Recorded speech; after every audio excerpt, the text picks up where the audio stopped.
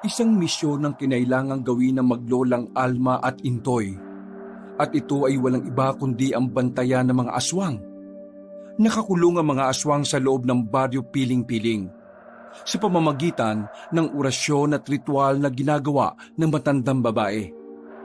Pero dahil sa pakikialam at pagiging siraulo ng mga magbabarkada na dayo lamang sa lugar, nasira ang mga ritual at nakawala ang mga aswang at nagsimula ang kaguluhan sa kanilang baryo. Para maitama ang pagkakamaling ginawa ng tatlong magkakaibigan, sila ngayon ang isasalang bilang tagapagligtas. Sasailalim sila sa matinding pagsasanay. Malalagay ang kanilang buhay sa alanganin nang dahil sa kanilang kaignorantihan. Sa kanilang pakikipaglaban, magawa nga kaya nilang manalo kontra sa mga aswang? Gayong hindi nila alam kung gaano nga ba kabangis ang mga yon. Magawa nga kaya nilang manalo sa pangil ng mga halimaw? O baka bilang kabayaran sa kanilang kasalanan, mga buhay na rin nila mismo ang magiging kapalit. Ang kwentong yan ay dapat niyong abangan dito lang sa Mga Kwento ni Kabanong.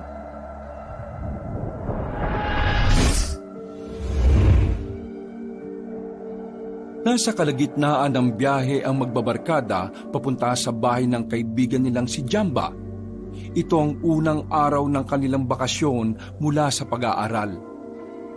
Nasa ika-4 na baitang na sila sa kolehiyo.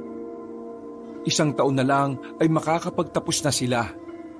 At bilang parte ng kanilang pagre-relax tuwing summer vacation, naisipan nilang magbakasyon sa probinsya nila Jamba. Hindi naman talaga taga-probinsya ang pamilya ni Jamba. Ang lola lamang ng binata ang taga roon na matagal na rin namang wala. Bumabalik-balik lamang sila roon dahil nga naiwan doon ang pinatayong bahay. O Jamba, siguraduhin mo lang na alam ito ng mama at papa mo ha. Baka mamaya, ireklamo tayo ng mismong parents mo ng trespassing. Di ba naman kayo? Malamang alam nila to, no? Ang sabi pa nga sa akin ni Papa mas maganda ngang tumira tayo doon para kahit na papaano, natitirhan yun. Kung sa bagay, ang sabi sa akin ni Papa noon, kapag ang bahay daw hindi natitiran, mga kakaibang elemento raw ang tumitira doon eh. Oo, agree ako pare. Kasi, alam mo bang yung bahay namin sa Laguna, naabando na yun mula nang mag-asawa ng iba ang tatay ko. Tapos, nung tirhan na namin ulit, parang nakakaramdam na kami ng mga negatibong energy. Negatibong energy? Gaya ng alin? Gaya ng utot?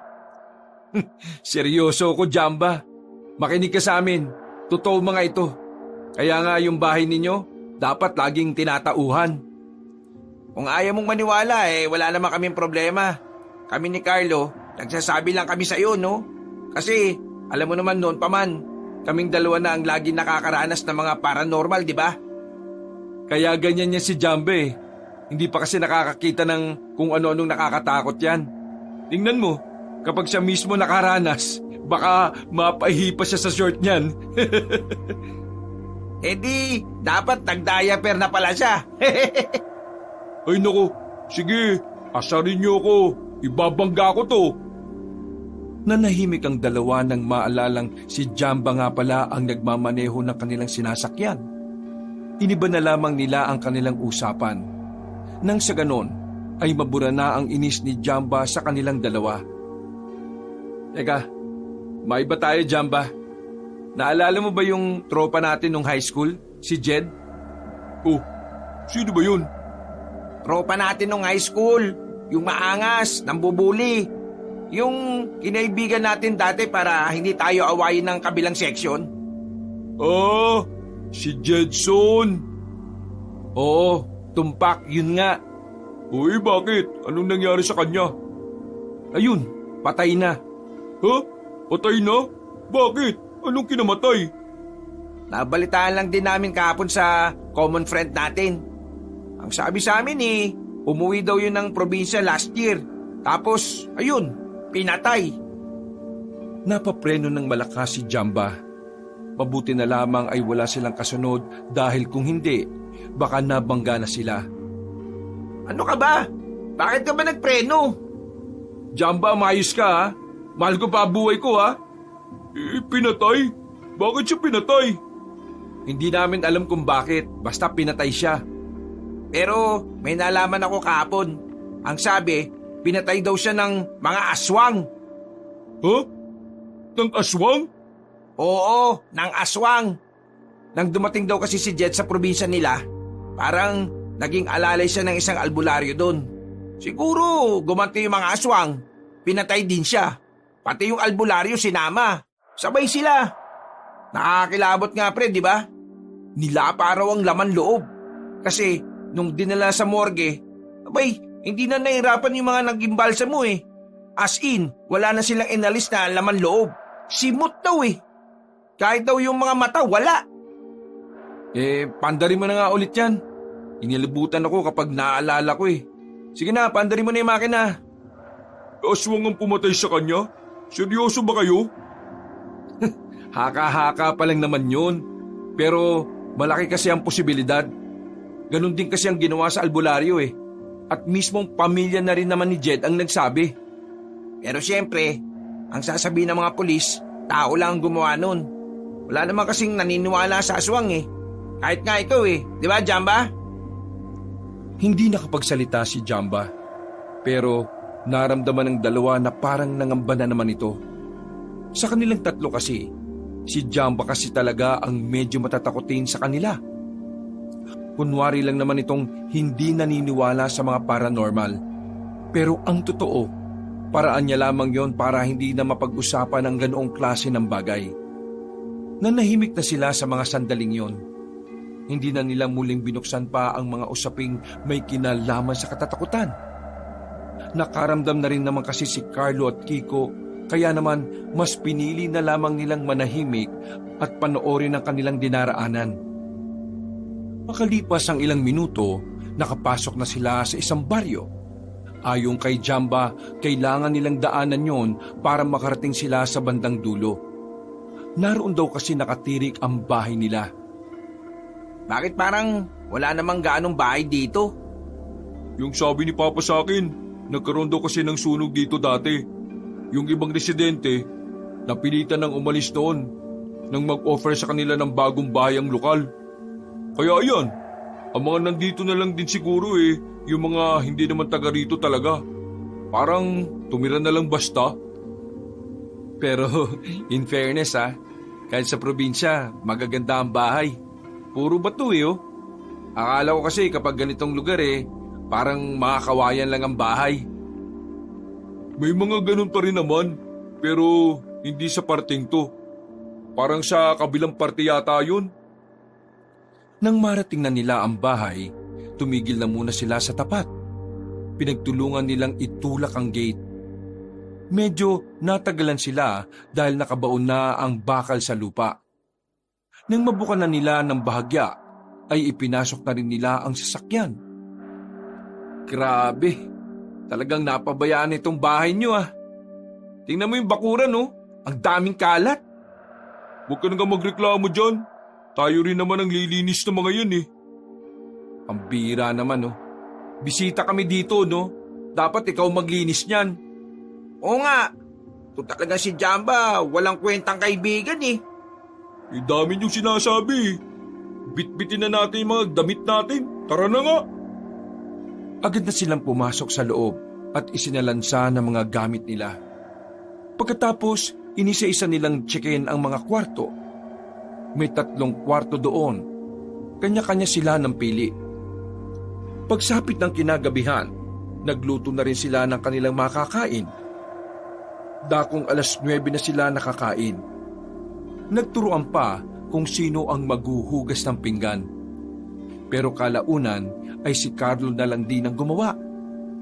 Nang nakatambay na sila sa bakuran habang tumutungga ng alak na kanilang nabili, isang matandang babae ang tumigil sa harapan ng bakuran. Nagkatinginan sila sa pagtataka. Hindi kasi nila alam kung bakit tumitig sa kanila ang matandang yon. Hindi rin naman kasi yon kilala ni Jamba. Tumayo ang lalaking si Carlo at ito na mismo ang nagkusang loob.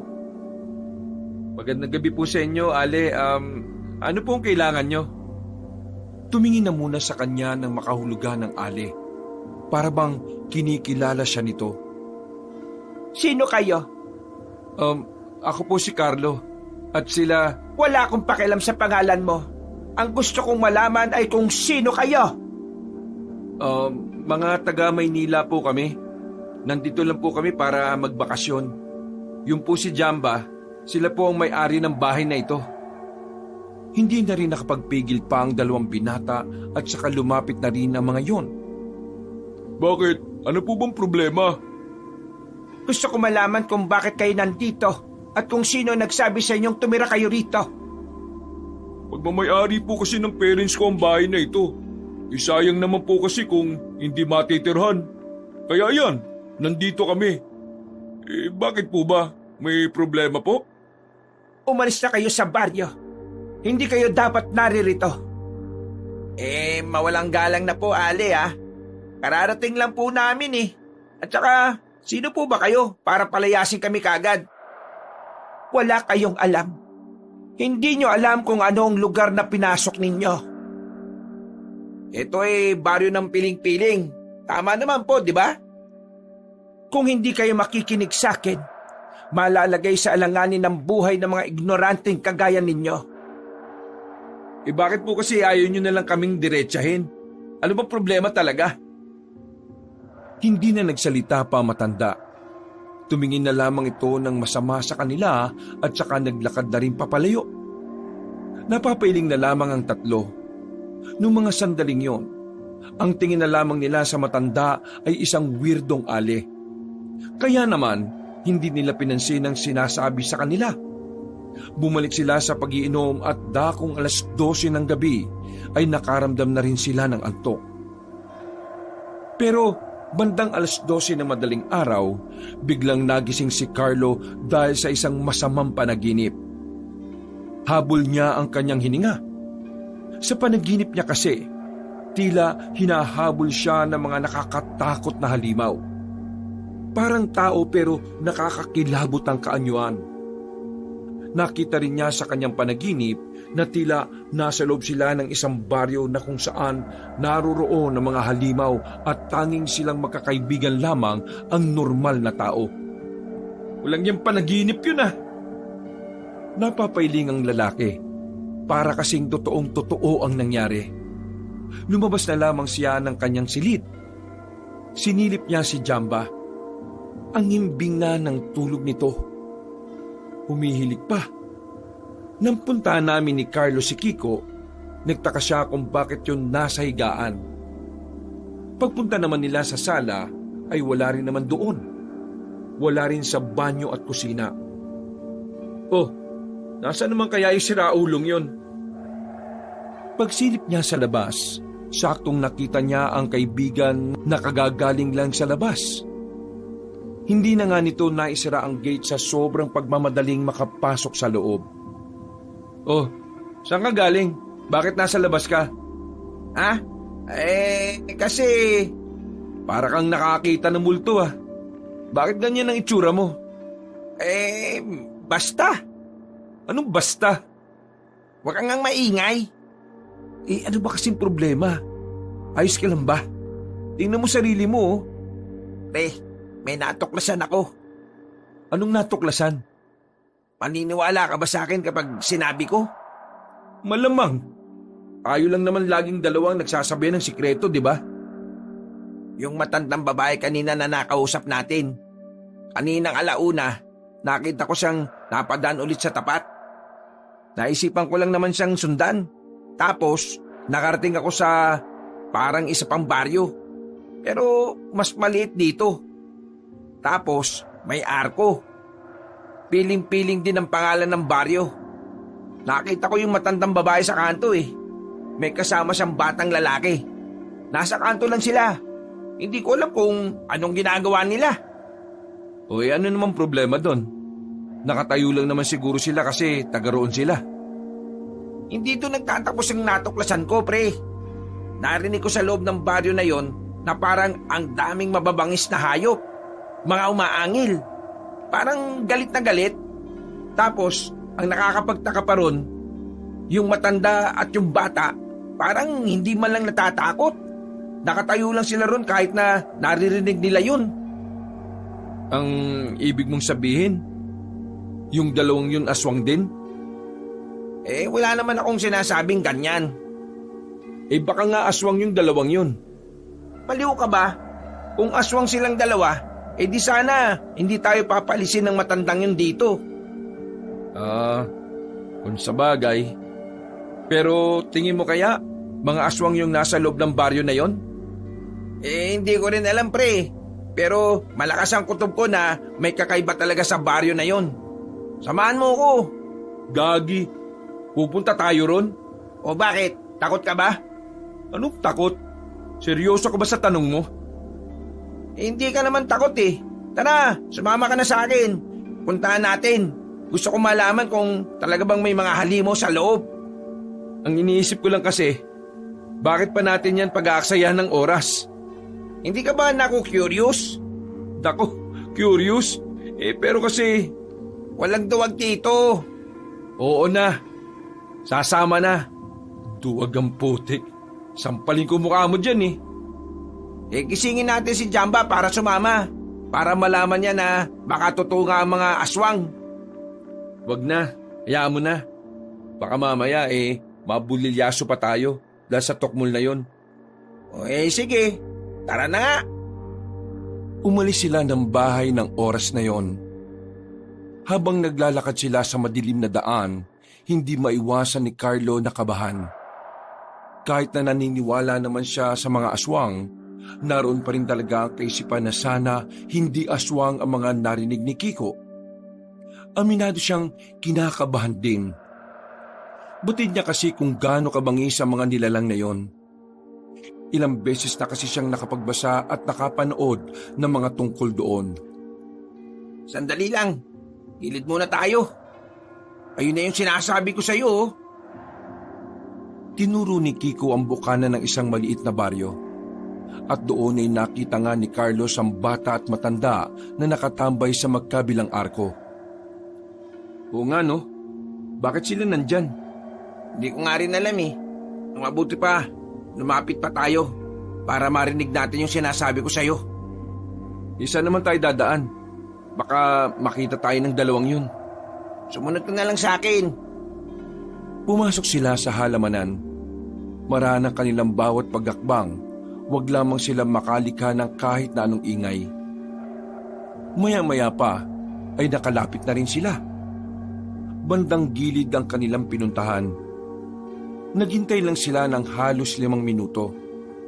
Narinig na rin nila ang mga ingay na talaga namang nakapagpatayo ng kanilang balahibo. Hindi mapaliwanag ni Carlo kung ano ang mararamdaman niya. Yun ang unang pagkakataon na makakakita siya ng aswang. Kaya naman, hindi niya maiwasang kabahan at manabik. Gagi, oo nga pre. Parang gusto ko pang pumasok sa loob. Sigurado ka ba? O bakit? Ikaw na yata ang takot eh. Takot? Pinagsasabi mo. Hindi ah. Ano, tara? Tara.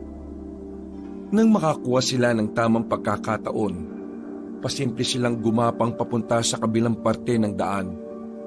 Mabilis silang dumikit sa mga halamanan nang makarating sila roon. Sumilip muna sila sa loob ng baryo.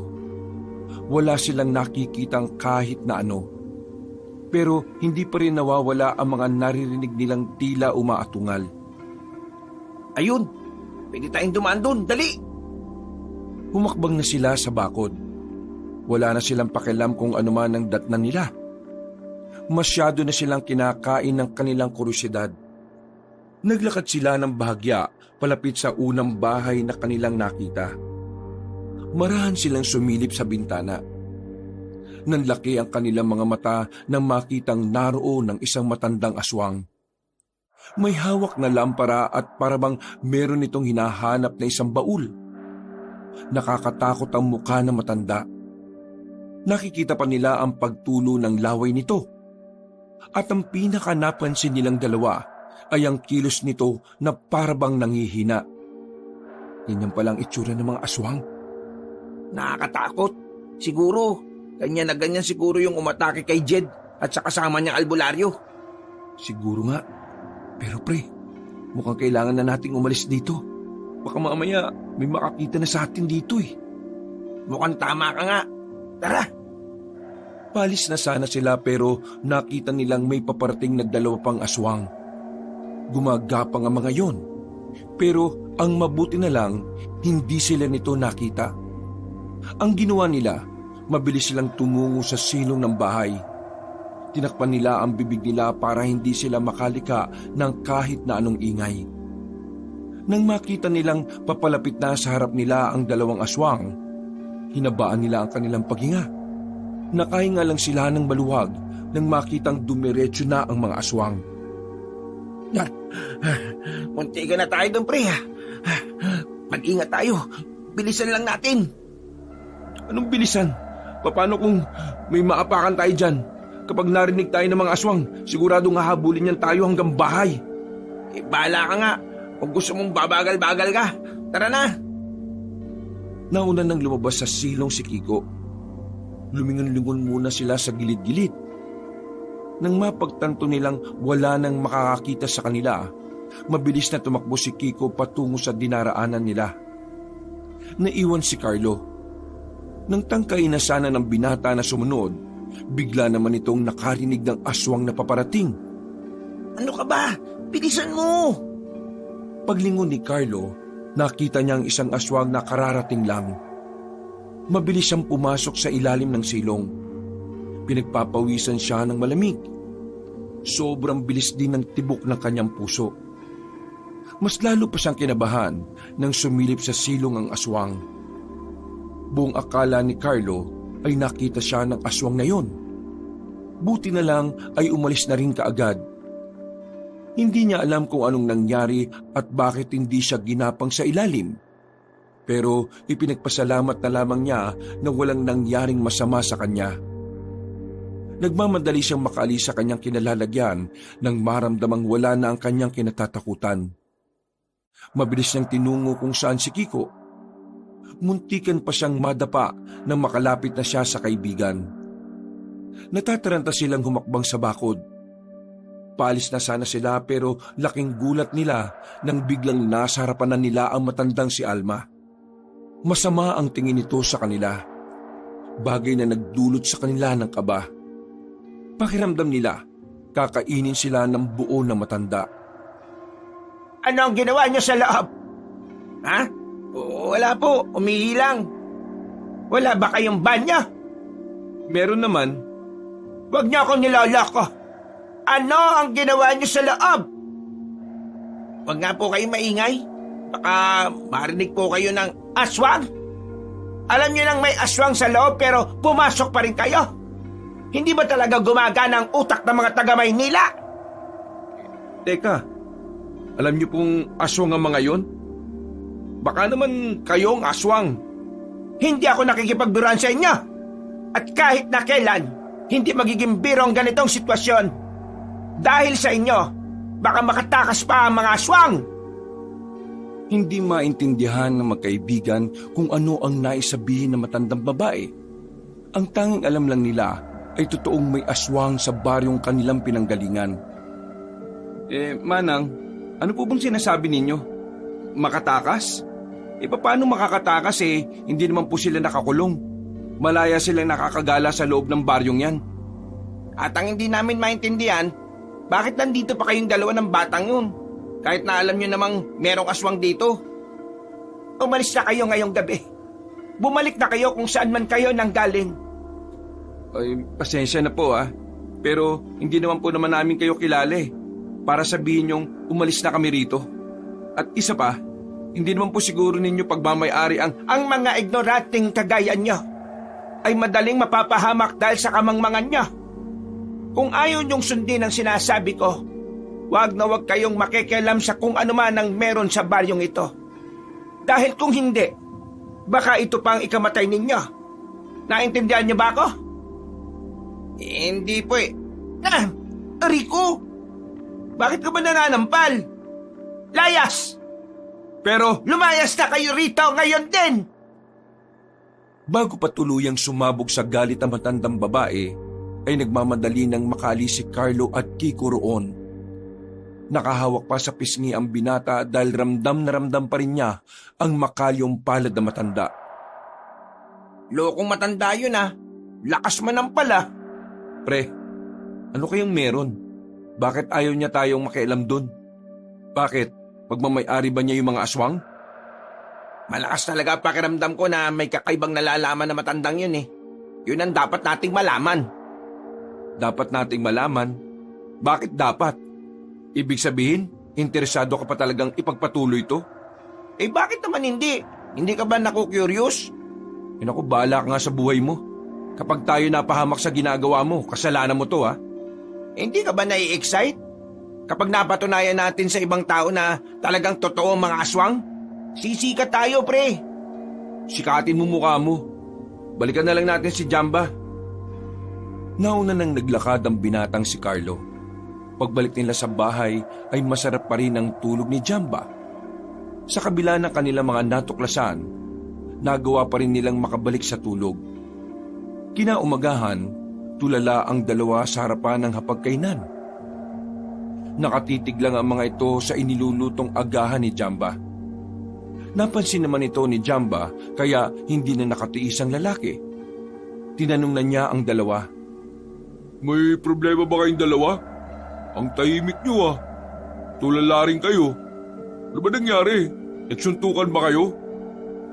Kung nagsuntukan kaming dalawa, eh di sana basag ang mukha nito. Eh ano nga?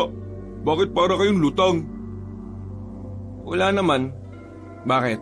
Masama bang tumulala? Oo! Lalo na kung mukha kayong sabog. Ay naku, kumain na nga kayo. Ano, susubuan ko pa kayo? Opo, Daddy. Subuan mo po ako, please. Uy, diri ka, umayos ka nga. Kumain na lamang ang tatlo. Noong mga sandaling yon, hindi malaman ni Carlo at Kiko kung sasabihin ba nila kay Jamba kung anuman ang kanilang natuklasan. Alam kasi nilang matatakotin ang kaibigan nila. Kaya kahit na papaano, iniisip pa rin nila ang magiging reaksyon nito. Isa pa, ayaw na rin nilang masira ang kanilang pagbabakasyon. Dakong 8:00 ng umaga, umalis sila ng bahay dala ang mga gamit nila sa pamumundok. Sisimulan na nila ang hiking na napag-usapan ng mga nasa Maynila pa sila. Sigurado kang magandang view yung mapupuntahan natin? Kapag hindi, baka ilaglag kita sa bangin, ha? Oo, maganda to. Ang sabi kasi sa akin ng pinsan ko, noong narito pa sila sa probinsyang to, dito sa pupuntahan natin sila madalas mag-camping. Ang ganda raw kasi ng view. Hindi ba naman delikado? Sa tanong na yun ni Carlo, ay nakuha kagad ni Kiko ang nais nitong ipahiwatig.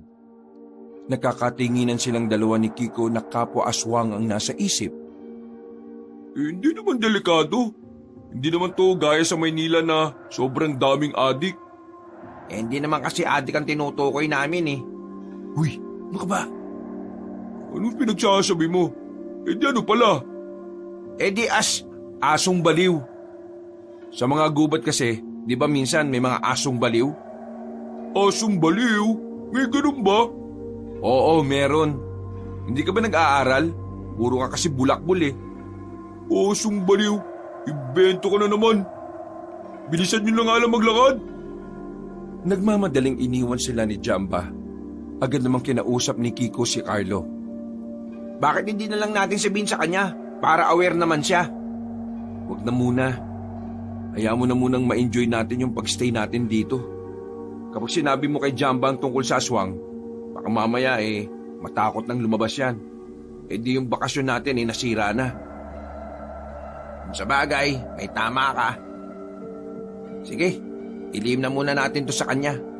Mas maganda kapag siya mismo ang makaalam. Ito, lahat na lang hinahaluan ng kalokohan eh. Uy, ano ba pinag-uusapan nyo? Bilisan nyo na nga! Sumunod na lamang ang dalawa para makarating na rin sila sa kanilang paroroonan. Ilang sandali nga lang, nakakita na sila ng malawak na ilog. Mas malaki at matatangkad pa sa kanila ang mga batong naroroon. Dahil mahilig sa mga ilog ang magbabarkada, wala silang sinayang na pagkakataon. Lumapit sila roon at agad na lumublob sa kalmadong tubig. Hanep, ang ganda pala ng ilog dito, pre. Oo nga, ang lamig ng tubig. Ang sarap. Sinabi ko naman kasi sa inyo maganda rito sa probinsyang to. Nasaan na yung sinasabi mong magandang view? Magandang view ba gusto mo? Sige, sumunod kayo sa akin. Sandali silang umahon sa tubig. Walang ideya si Carlo at Kiko kung saan sila dadalhin ni Jamba. Dahil sa kuryosidad, ay sumama na lang din sila. Oh, anong magandang view dito? Maghintay ka. Masyado kang atat Saan nga yung magandang view? Batuhan lang din naman yan, tapos dun sa parteng yun medyo malalim lang yung tubig. Anong maganda dyan? Hintayin nyo. May darating dyan na magandang tanawin. Napapakamot na lamang sa ulo si Carlo at Kiko. Inip na sila sa kung ano man ang sinasabi ng kanilang kaibigan. Mga ilang sandali lang, nakita na lang nilang may isang maputing babaeng dumating. Sandali itong tumayo sa malaking bato. Kahit may kalayuan, kitang-kita nila ang pagiging perpekto ng hubog ng katawan ng babae. Gagi, sino yan? Gandang babae niyan, pre Yan na ba yung sinasabi mong magandang tanawin? Oo, yan na nga. Yan ang sinasabi ng mga pinsan ko na magandang tanawin dito. O di ba? Sobrang ganda. Mas lalong kapanapanabik ang mga sandali nang makita nilang nagtanggal na ng suot ang babae. Nakasuot na lamang yun ng panty at bra. Parang mga asong baliwang tatlo na sabik na makita ang senaryong yon. Naglalaway ang mga yun. Dahil sa sobrang pagpapantasya, hindi na sila nakatiis pa. Umalis sila sa kanilang kinalalagyan at mas lalong lumapit sa kinaroroonan ng babae. Nang mas malapit na nilang napagmamasdan ng dalaga, pakiramdam nila ay nasa langit na sila. Pre, the best ka talaga kahit na kailan. Busog na busog mga mata nyo, no? Mga pre, pwede na siguro tayong mag-camping dito sa mismong pinagtataguan natin. Magsasalita pa sana si Jamba nang makita nilang lumingon ng babaeng maganda sa kanilang kinaroroonan. Dali-dali silang nagsipagtago. Inabahan sila nang maalala ang isiping baka makita sila ng dalaga. Anong gagawin natin? Baka isumbong niya tayo ng bubuso. Kalma lang kayo. Tingnan nyo, hindi naman siya mukhang galit Pagsilip nila ulit, nakatingin lang ang dalaga sa direksyon nila. Pero kita nilang nakasilay pa ang mga ngiti nito. Kung sino man kayo nakatago dyan, pwede bang lumabas kayo at tumarap sa akin? Uy, labas daw, pre. Ano, lalabas ba tayo? Wala naman siguro masama kung lalabas tayo tapos titingin sa katawan niya. Oo, kalman nyo ng mga putotoy nyo. Aharap tayo para lang magpakilala Huminga na muna sila ng malalim at saka lumabas sa kanilang pinagtataguan. Namumula ang kanilang mga muka nang umahon ng babae sa tubig. Kitang-kita nila ang hubog ng katawan nito. Anong ginagawa niyo sa likuran ng malaking bato na yan? Ha? Napadaan lang kami dito pero wala naman kaming ibang ginagawa. Naghanap lang kami ng panghilod sa katawan. Nakakatawa ka naman. Ibig mong sabihin, libagin kayo? Natawa ng papilit si Jamba at ganoon na rin si Carlo at Kiko. Tinapik-tapik pa ni Carlo ang balikat ni Jamba. Oo nga, libagin kami. Nakakapagod ng ikaskas ang likod namin sa malaking bato na yan Nakakatawa naman kayo. Pwede bang maligo kami dyan? Uy, kapal naman ng mukha mo. Huwag na nga kayong maging hipokrito. Alam ko namang gusto nyo rin. Hali kayo. Hindi ko naman pag-aari ang ilog na ito Kaya wala naman akong problema kung sasamahan niyo ako. Siya nga pala. Ang pangalan ko ay Bettina. Kayo? Ako si Jamba. Ito naman si Carlo. At ito si Kiko. Nagagala ka namin makilala. Hindi na nagsayang ng sandali ang tatlo. Dali-dali na silang lumublob. Nakakwentuhan nila ang dalaga. Kahit na ang totoo, sa katawan lang naman ni Bettina nakatingin ang tatlo. Magaan ang kanilang kalooban sa babae, hindi dahil sa kaseksihan at kagandahan nito, kundi dahil parang pakiramdam nila ay matagal na nila itong kilala. Makalipas lang ang halos 1 oras, umahon na rin silang tatlo. malakit ang tingin sa kanila ng dalaga. Dahilan para maramdaman ng tatlo na para silang natutunaw sa sobrang hiya. Kailangan ko nang umalis. Baka hinihintay na ako sa amin. Teka, sandali. Bakit? May sasabihin pa ba kayo sa akin? Nagkatinginan muna ang magkakaibigan. Sa mga mata nila, iisa lang ang nais ipahiwatig. Gusto pa nilang maulit ang sandaling yon. Ang magandang senaryo na dulot ng dalaga. Lumunok ng laway si Kiko. Nag-uumapaw ang pagkasabik sa kanyang kalooban kaya parang hindi niya alam ang sasabihin.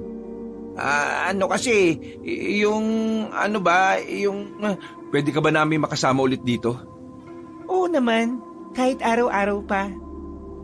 Nag-iwan ng nakakaloko at nakakaakit na tingin ng dalaga bago umalis. Kahit nabasang-basa ng tubig, pakiramdam nila ay nag-init ang kanilang katawan. Nakatulala lamang ang tatlo habang pinagmamasdan ng babae na naglalakad papalayo. Mga pre, mukhang mas magiging maganda talaga ang bakasyon natin dito Malapad ang ngiti ng tatlo. Para silang tumama sa loto. Sa buong buhay nila, yun ang unang pagkakataon na tinablan sila ng malala. At ang mas nakakapanabik pa para sa kanila, sa isang probinsya pa sila tinamaan. Lumipas pa ang ilang araw. Tuluyan na ngang nawala sa utak ni Carlo at Kiko ang tungkol sa aswang.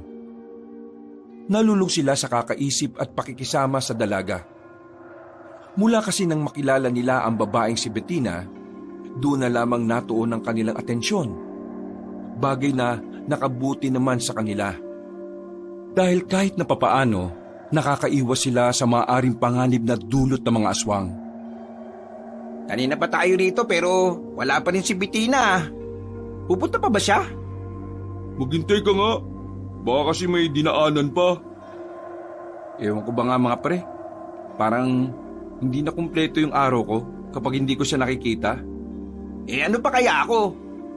Kala niyo ba kayo lang? Ako rin, no? Sabay-sabay silang napalingon sa gilid ng dumating na ang dalaga. May dala itong kung ano-anong basket. Agad itong lumapit sa kanila. Bumungad agad ang maganda nitong ngiti. Pasensya na kayo medyo natagalan ako. Meron pa kasi akong pinuntahan Medyo ginabi na tuloy. Hindi. Ayos lang naman. Kahit naabutin kami ng madaling araw dito, handa kami maghintay para sa'yo. Naku, ikaw talaga. Ay, siya nga pala. May mga dala akong pagkain. Gusto ko sanang kapag nag-camping na tayo mamaya, meron na tayong kakainin. Sasama ka na sa camping namin? Oo. Naisip ko kasi na baka masarap kayong kasama sa ganun. Isang mapang-akit na tingin na naman ang pinakita sa kanila ng dalaga. Dahil dito ay parang nawawala na naman sa wisyo ang magkakaibigan. O tara na, para mailatag na natin ang tent. Noong mga sandaling yon, parang sunod-sunuran na lamang ang tatlo sa sinasabi ng dalaga. At sa mga nakalipas lang na oras, namalaya na lamang nila na unti-unti na pala nilang dinidikitan ang dalaga. Bagay na ipinagtaka rin nila. Kasi pakiramdam nila, nawawala na sila ng hiya nang hindi nila namamalayan. Alam kong gusto niyo akong tatlo, tama ba? Sa tanong na yon, biglang tila natauhan ng magkakaibigan. Namula ang kanilang muka. Kung mas maliwanag lang sana, makikita sana ni Bettina ang malakamatis nilang pamumula. Wala namang masama Gusto ko lang na maging tapat kayo sa nararamdaman niyo. Ako talaga, oo. Gusto kita. Kahit halos 1 linggo pa lang tayo magkakakilala, pakiramdam ko, ikaw na ang babaeng gusto ko makasama Ako naman, pakiramdam ko mahal na kita. Hindi ko maipaliwanag, basta ganun. Papayagan mo ba kaming manligaw sa'yo? Sandaling napaisip ang dalaga. Napapangiti lamang ito na parabang kinikilig. Kumindat pa ito sa kanila. Bagay na lalong nagdulot ng kakaiba sa kanilang tatlo. Papayagan ko kayo manligaw sa akin sa isang kondisyon. Kondisyon? Sige, anong kondisyon? Sabihin mo sa amin, kahit ano gagawin namin yan. May ipapahanap akong bagay sa inyo. At kapag nakumpleto niyo yon, papayagan ko na kayo manligaw sa akin. Ano naman yung bagay na yan?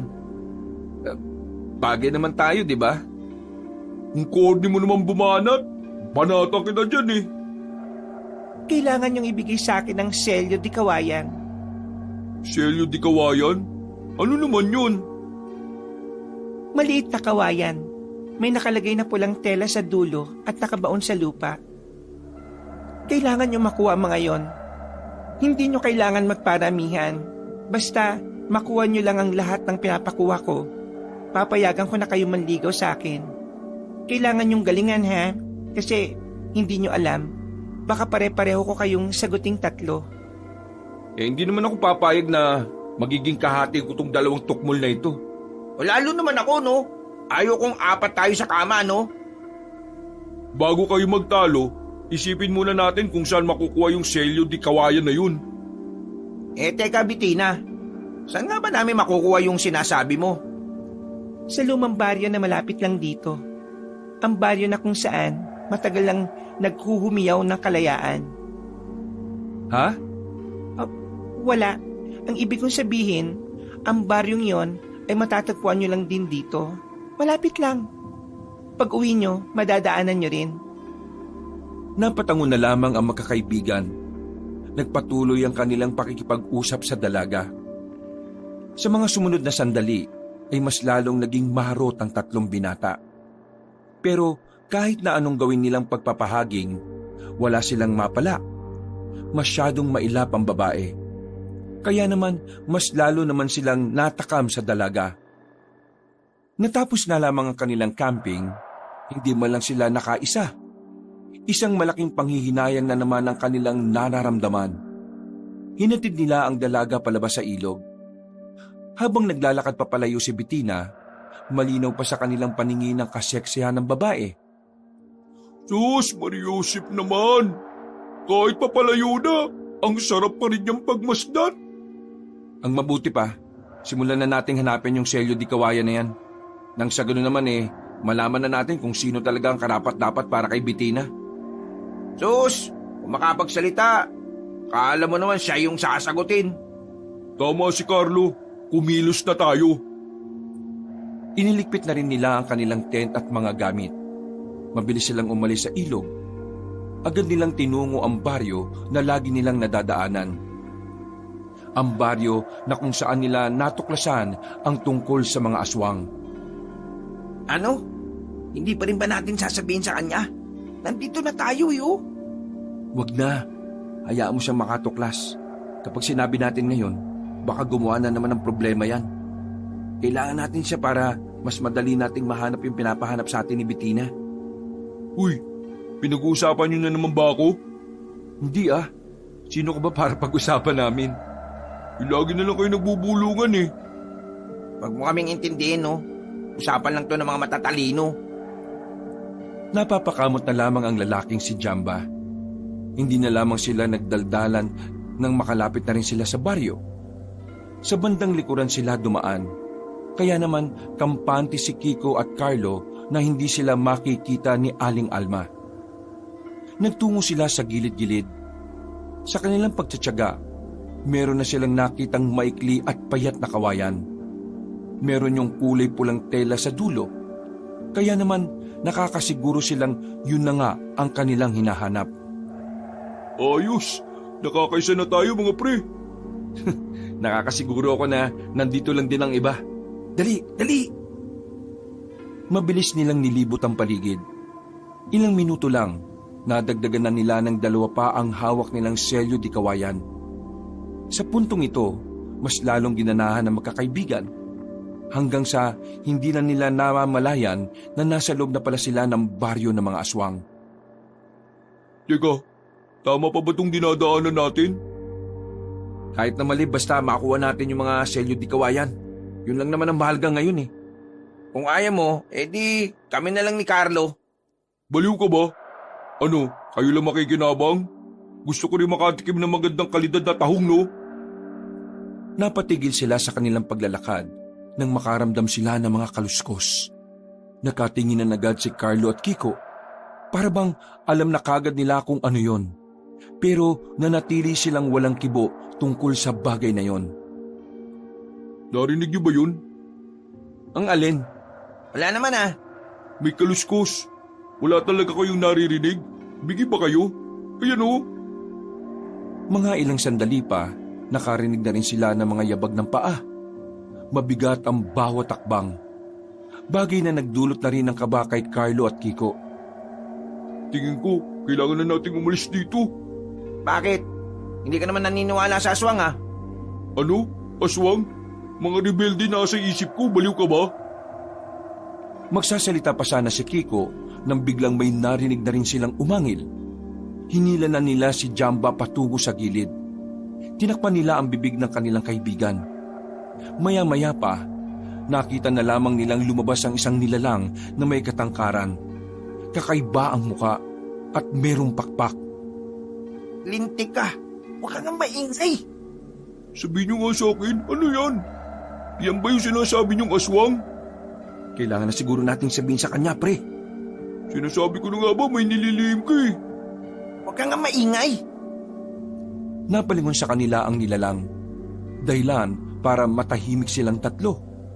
Tagaktak ang pawis nila ng dahil sa kaba na nararamdaman. Ngunit mas lalo silang kinilabutan nang makita nilang tila papalapit na sa kanila ang aswang.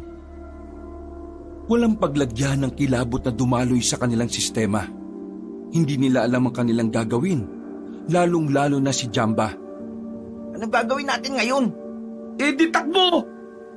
Nauna nang tumayo si Carlo, pero hindi pa man siya nakakarami ng hakbang, nadapa na siya ng mataliso dito sa paa ni Jamba. Natigilan ng nilalang nang mapatingin yon sa kanya. Takbo! Patay na! Umangil ng malakas ang nilalang.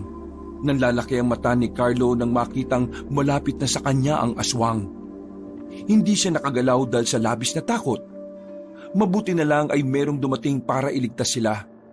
Isang batang lalaki. Bata na hindi nila inakala na kakayaning harapin ang mabangis na aswang. Pinukulan ng bata ng palaso ang aswang at tinamaan naman yon sa hita. Nang makalapit ang bata ay agad nitong binira naman ang aswang sa hita gamit lang ang punyal. Ligtas na kayo. Patay na ang aswang na yan. Ikaw ba talaga yung pumaslang sa aswang na yan? Bakit po? May nakita ka pa bang iba? Boom! Basag! Akala nila ay ayos na ang lahat. Pero nag-iba ang ihip ng hangin nang biglang dumating si Aling Alma. Nakatikim sila ng tigi-isang sampal. Gulat sila sa ginawa ng matandang babae. Wala silang ideya. Nakaramdam sila ng inis pero nang maramdaman nila ang galit na matanda, dito na sila kinabahan. Kahit na kailan talaga, ang mga katulad nyo ay walang magagawang maganda sa buhay ng iba. Nang dahil sa inyo, maraming buhay ang malalagay sa alanganin. Mawalang galang na po ha. Pero ano pa kasi ang sinasabi ninyo? Puro kasi kayo pahaging. Bakit hindi nyo na lang kami kasi diretsuin? Dumako ang tingin na matanda sa hawak nilang maliliit na kawayan. Muli, nakatikim na naman sila ng tigi-isang sampal. Uy! Ano ba? Nakakarami ka na ha? Dalawa pa lang, pero masakit ha. Alam niyo ba kung ano ang bagay na hawak ninyo? Malamang kawayan na may pulang tela sa dulo. Ano pa ba? Dahil inalis nyo yan, malalagay din kayo sa panghanib. Sabihin nyo na kasi kung bakit. Selyo di kawayan ang tawag sa hawak ninyo. Bawat isa sa selyo di kawayan ay may kaakibat na ritual. Ritual na magkukulong sa mga aswang sa iisang lugar. Ang mga kinuha ninyo ay ginawa ni Lola para ikulong ang mga aswang. Mag-iisang taon na namin itong ginagawa. Alam kasi namin na kapag nakatakas sa mga aswang na nasa loob ng baryong yan, maraming baryo ang mahihirapan. At dahil binawasan nyo ang ilang mga selyo di kawayan, malaki na ang tsansa na makalabas ang ibang aswang. Di babalik na lang namin. Di naman problema yun eh. Alam mo ba kung gaano katagal mag-ritual sa isang selyo? 2 araw. Ganon katagal para mas kumapit ang ritual. Akala niyo ba ganon lang kadali ang lahat? Mga wala talaga kayong silbi kahit na kailan. Sana naging pataba na lang kayo sa lupa. Uy, sakit nyo naman magsalita. Masakit po talaga magsalita si Lola sa mga taong inutil na kagaya ninyo. Kapag napahamak ang maraming tao, kayo ang may kasalanan ng lahat. Pinalaan ko na kayo na huwag makikialam. Pero anong ginagawa ninyo? Kailangan lang naman namin ito kasi itong inutos sa amin ni Bettina eh. Bettina? Oo, yung magandang babae na sexy na laging naliligo sa ilog. Siya ang nag-utos sa amin kasi kapag nakumpleto namin tong lahat, sasagutin niya na kami. Mga inukil talaga ang 3 binatilyong ito. Walang alam. Hindi nyo ba alam kung sino ang babaeng yon? Hindi. Di namin kilala. Ang babaeng yon ay ang apo ng pinuno ng mga aswang na nakakulong dito sa baryo na ito. Niloloko niya lang kayo para mapalaya ang mga kalahi niya. Kiko, mukhang bulilyaso pre. Yan ang napapala kapag masyado kayong ignorante at mangmang.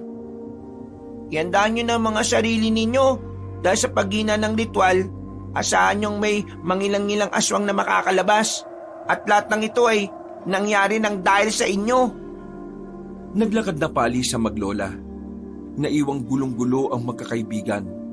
Hindi nila alam kung dapat ba silang maniwala sa sinabi ni Aling Alma. Para kasi sa kanila, hindi naman kasi talaga mukhang aswang si Bettina. Teka. Nagugulan pa rin ako mga pre. Ibig ba nitong sabihin, yung babaeng gusto nating matikman aswang? Hindi ka naman siguro bingi, no? Yun ang narinig natin eh. Hindi. Di ako naniniwala ang aswang si Bettina. Naniniwala ako na aswang ang nandito kanina at ang mga nasa baryo na yan. Pero si Bettina, palabo yun mga pre. Itataya ko isang itlog ko. Hindi aswang si Bettina.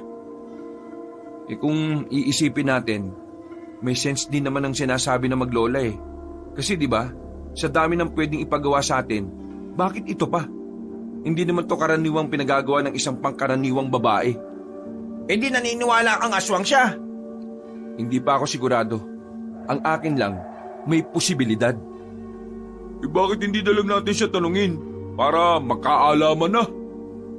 Sa halip na umuwi na lang ang 3, binalikan pa nila ang dalaga sa ilog. Pero wala na silang inabutan na Bettina doon. Dismayado silang umupo sa mga batuhan. Napapaisip kung ano nga ba ang kanilang paniniwalaan. Sa gabing yon, pinili na lamang nilang manatili sa kanilang bahay. Tulala ang 3 habang malalim ang iniisip. Ay nako, hindi talaga ako papayag na aswang si Bettina pre. Napakasayang. Pwede ba Kiko? Isipin mo na lang din ang kaligtasan natin. Puro ka na lang kawalang hiyaan eh. Ang sabihin mo, inggit ka lang. Kasi ikaw, palabo kang patulan ni Bettina kasi Tumigil na nga kayong dalawa. Nalalagay na nga sa alanganin ng buhay natin eh. Ganyan pa kayo. Sa halip na nagtatalo-talo kayo dyan, mabuti pa umuwi na lang tayo. Kasi kung sakali mang totoo nga yung sinasabi ni Aling Alma, tsak, mapapahamak talaga tayo. Isang buntong hininga na lamang ang nagawa ni Carlo. Hindi niya kasi inakala na magiging ganon ang lagay ng kanilang pagbabakasyon. Buong akala nila ay magiging masaya lang ang pananatili nila roon. Pero nahaluan na ito ng kababalaghan at kilabot. Ayoko na muna umuwi. Sira ulo ka ba? Paano kami? Alam niyo namang ayaw ko muna sa Maynila kasi utos-utusan lang ako ng tatay ko sa negosyo niya. Kung gusto niyo nang umuwi, mauna na kayo. sira pala talaga utak mo no? Niyaya mo kami dito pumunta kahit alam mong sakto lang ang mga budget namin. Kasi yung sabi mo, ikaw ang bahala sa amin pabalik kasi nga may sasakyang kandala. Tapos kayo paunahin mo kami. Alam mo namang hindi kami marunong magpatakbo ng sasakyan. At kukulangin nga ang pamasahe namin kung babalik kami ng Maynila. Di bibigyan ko kayo ng pamasahe. Mauna na kayo kung gusto niyo umuwi. Hinawakan ni Carlo sa magkabilang balikat si Jamba at itinulak pa dikit sa dingding. Hoy, trippings ka ba? Binabata-bata mo yata kami. Kung palasin mo kami parang kung sino ka. Tulig ka rin pala no? Di ba gusto niyo nang umalis? Hindi ko naman kayo pinapaalis Kung aalis kami, sumama ka. Magtigil ka sa pag-iinarte mo ha. kung hindi nga ako aalis, dapat hindi rin kayo aalis. Bakit ba kasi kayo natatakot sa aswang? Aba, yabang oh. Hindi ba lagi niyo akong inaasar at tinatakot? O ito, hindi na ako natatakot. Pero parang kayo naman ang natatakot dyan. Hindi kami natatakot. Iniisip lang namin ang kapakanan natin. Basta, di ako alis. Ayoko umuwi ng Maynila kasi tinatamad pa akong mag-alalay sa papa ko. Parang ang bata no? Nakakapikon ka. Hindi na lamang nagsalita si Jamba. Kinabukasan ng umaga, lumabas si Carlo para humanap ng mabibilhan ng karne. Ubus na rin kasi ang nakastock nila. Noong mga sandaling yon, medyo hindi mapalagay ang kalooban ng binata. Hindi niya kasi maintindihan kung ano ang kanyang nararamdaman. Habang naglalakad kasi siya, pakiramdam niya ay merong nakatingin sa kanya. Palingon-lingon ng binata. Nagulat na lamang siya nang may makabanggaan siya.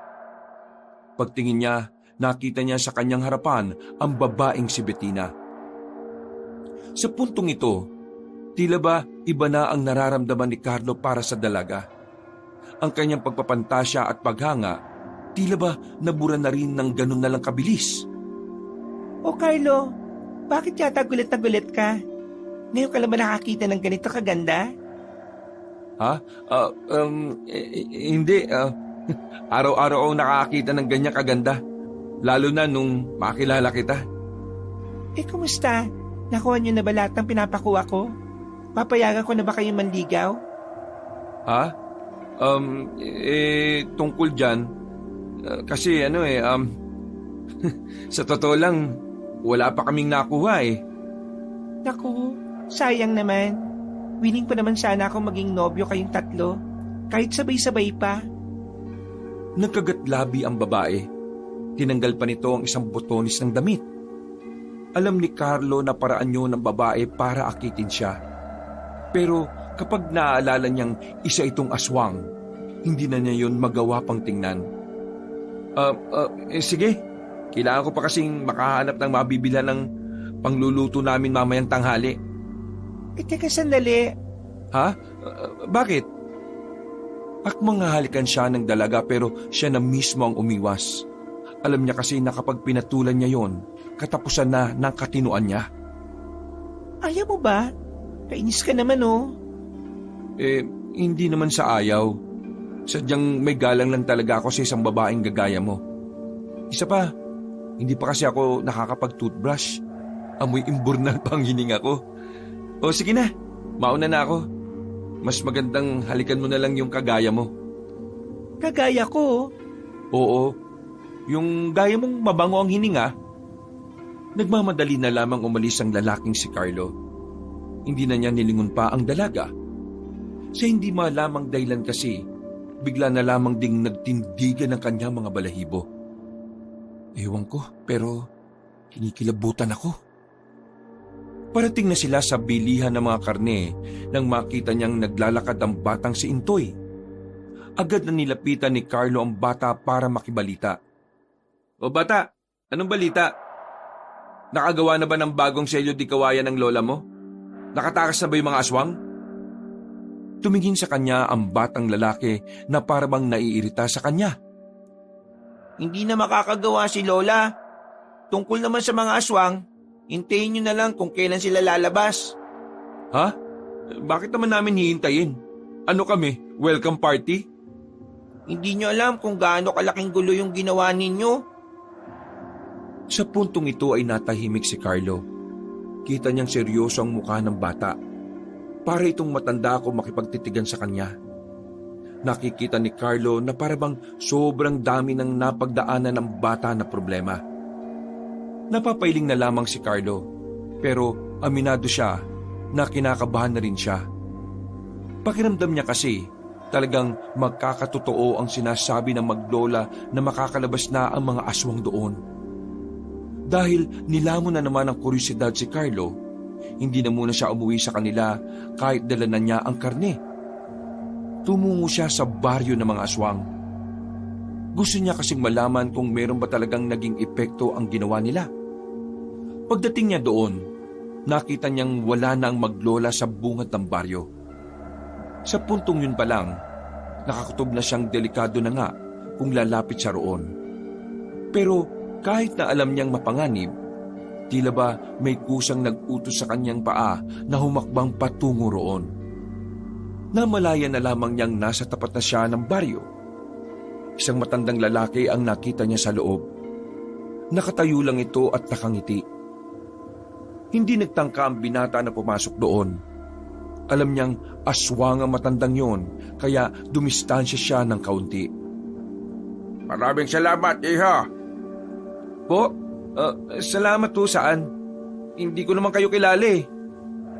Salamat dahil sa ginawa niyong pagbawas sa selyo di kawayan.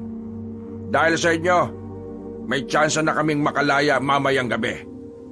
Kayo ang nagligtas sa amin. Pero kahit na kayo ang naging ilaw ng aming angkan, hindi namin kayo palalagpasin. Dahil kahit na sinong tao na makikita namin, ay gagawin namin pagkain. Nagtindigan ng balahibo ni Carlo nang biglang tumawa ng malakas ang matandang lalaki. Maraming salamat, iha! Kahit na alam niyang hindi makakalabas sa matanda agad-agad, nabahala pa rin siyang baka bigla na lamang siyang mahila sa loob. Dali-dali na siyang umalis doon at saka bumalik sa mga kaibigan niya. Kailangan na talaga nating umalis. Ang kulit mo naman. Ilang beses ko bang sasabihin na Kung ayaw mong umalis, bahala ka na sa buhay mo. Basta kami ni Kiko, aalis na. Pre, hindi na rin pala muna ako alis. Tumawag kanina mama ko eh. Pinupuntahan na daw ako ng mga pinagkakautangan ko sa Maynila. Mga ibang na ba kayo? Kailangan na nga nating makaalis dito. Kasi kung hindi, mapapahamak tayo. Nakausap ko kanina yung isang matandang lalaki. Palagay ko, siya ang pinuno ng mga aswang.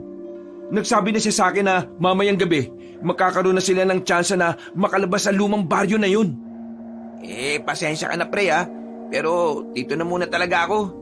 Kahit na alam niyong malalagay sa alanganin ng mga buhay ninyo, hindi kayo aalis? may nadiskubre akong basement sa bahay na ito. Doon na lang kami magtatago kapag nakalabas na ang mga aswang. Sumama ka na lang din sa amin, pre. Ligtas naman siguro tayo sa basement. Ay nako, ang sakit nyo naman sa ulo. Nakakainis. Wala na tayong magagawa eh. Kung makakatakas na ang mga aswang, kailangan na lang natin iligtas sa mga sarili natin. Habang ang buhay naman ng ibang tao ay malalagay sa panganib. Ano bang gusto mong gawin natin? Labanan ng mga aswang? Antok nga, hindi natin malabanan eh. Aswang pa kaya? Di ako nakikipagbiruan sa iyo, Jamba ha. Buhay natin ang pinag-uusapan natin dito. At buhay ng mga tao. Hindi ba kayo nakukonsensya? Dahil sa atin, pwedeng mapahamak ang mga nakatira dito. Nakukonsensya rin naman. Pero wala naman talaga tayong magagawa, pre. Kahit makonsensya pa tayong magdamag, hindi naman natin maalis ang katotohanan na wala rin naman talaga tayong kwenta. Kasalanan kasi ito ni Jamba eh. Kung hindi sana tayo dinala dun sa magandang tanawin na sinasabi niya, di sana hindi natin nakilala si Bettina. Di sana hindi niya tayo ginamit para palayain ng mga kapwa niya aswang sa baryong yun. At kasalanan ko na ngayon. Oo, kasalanan mo. Dahil sa kamanyakan mo, nadamay pa kami ngayon. Oops, tama na. Masama ang nag-aaway. Umupo na lamang ang lalaking si Carlo sa gilid. Pilit niyang kinakalma ang kanyang sarili. Ayaw rin naman niya kasing magpang-abot pa sila ni Jamba. Walang nagawa si Carlo.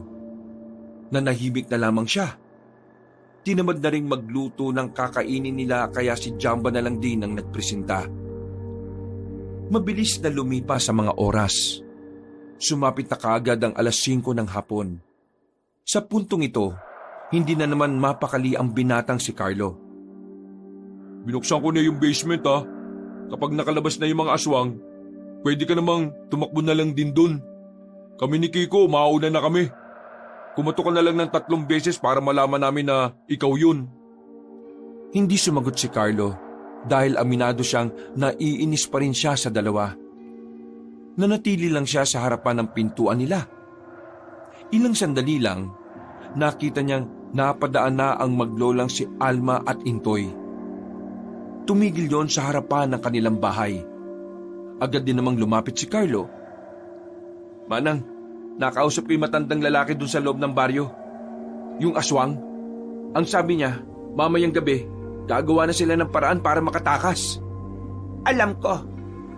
Hindi mo ko kailangan sabihan. Ngayon alam niyo na ito na ang resulta ng pakikialam ninyo.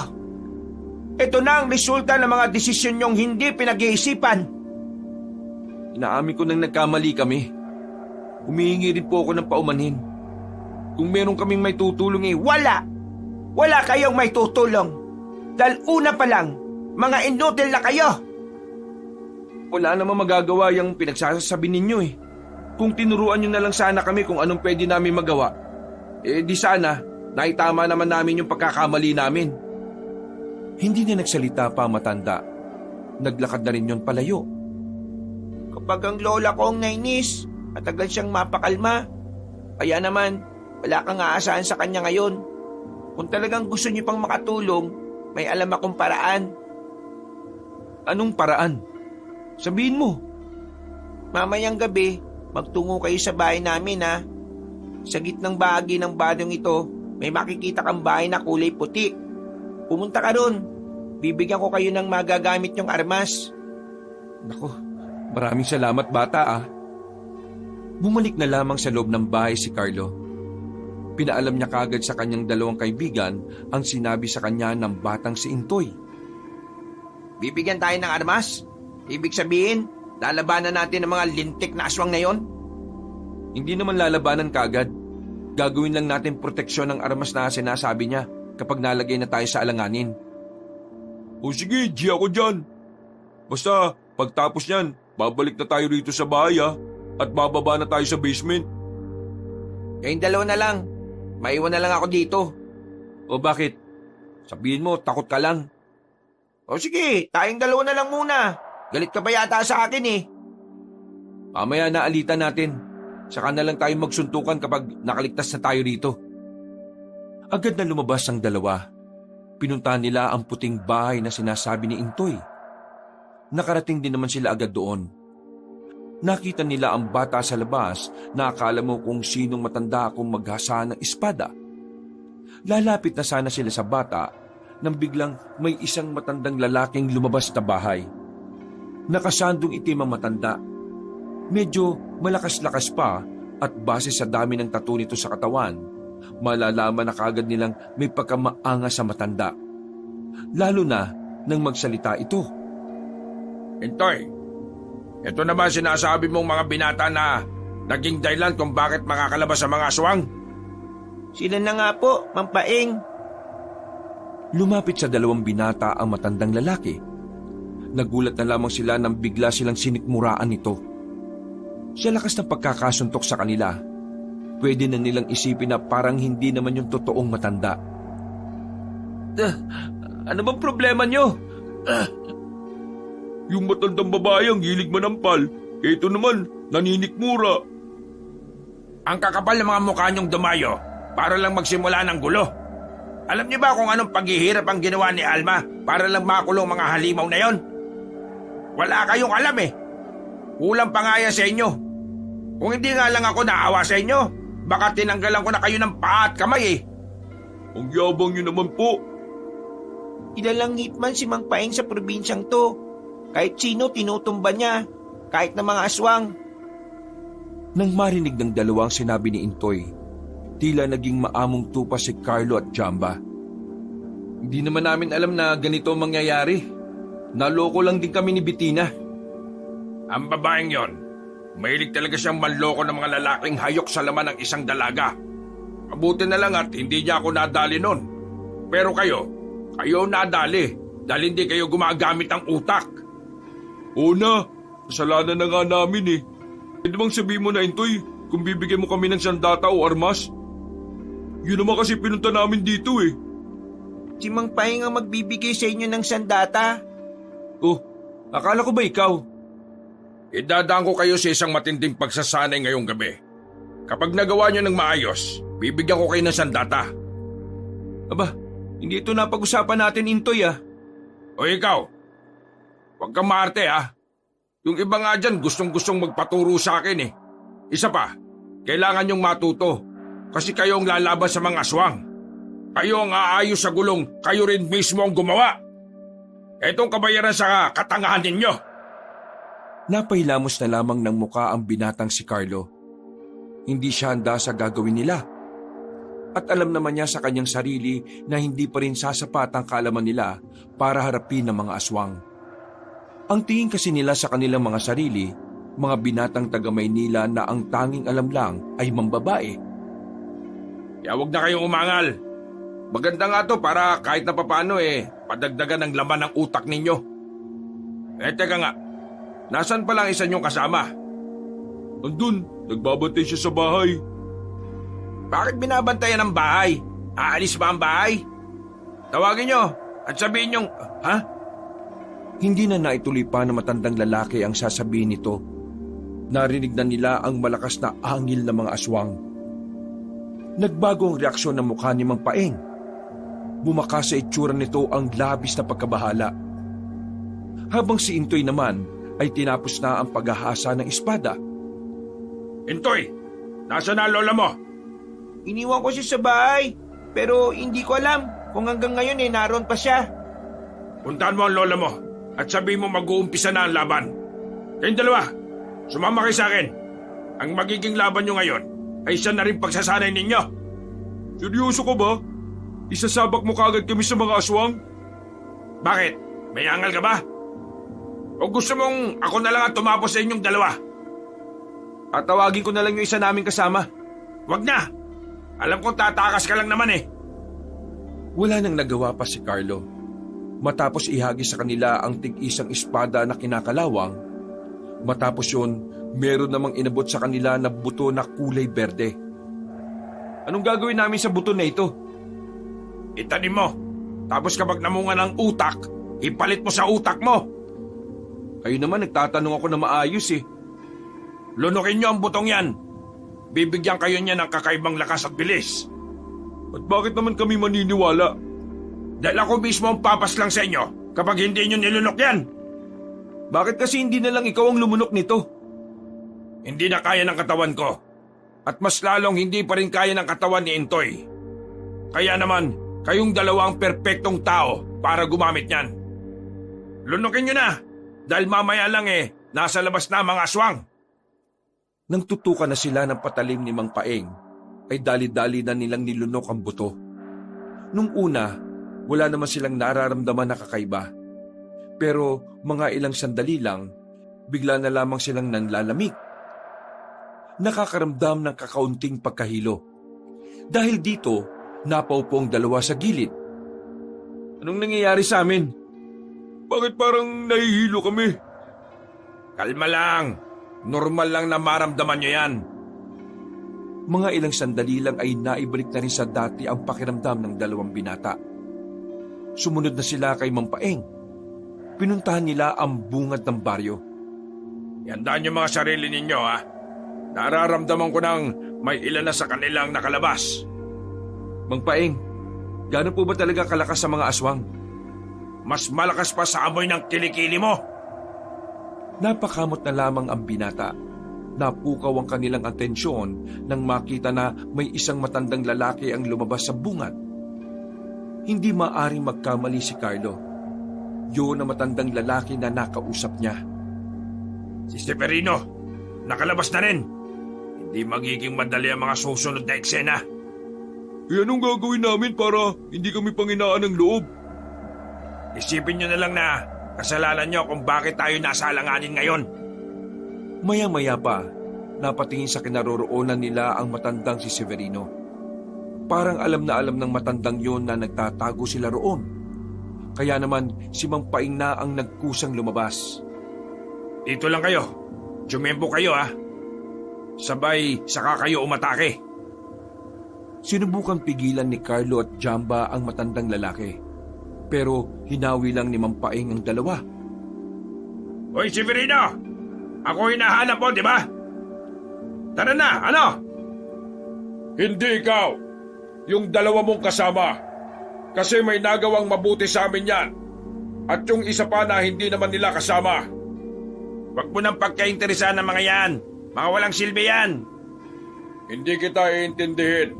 Kasi hindi naman ikaw ang prioridad ko sa mga sandaling ito. Kundi ang dalawang bantay si Alma at ang batang si Intoy.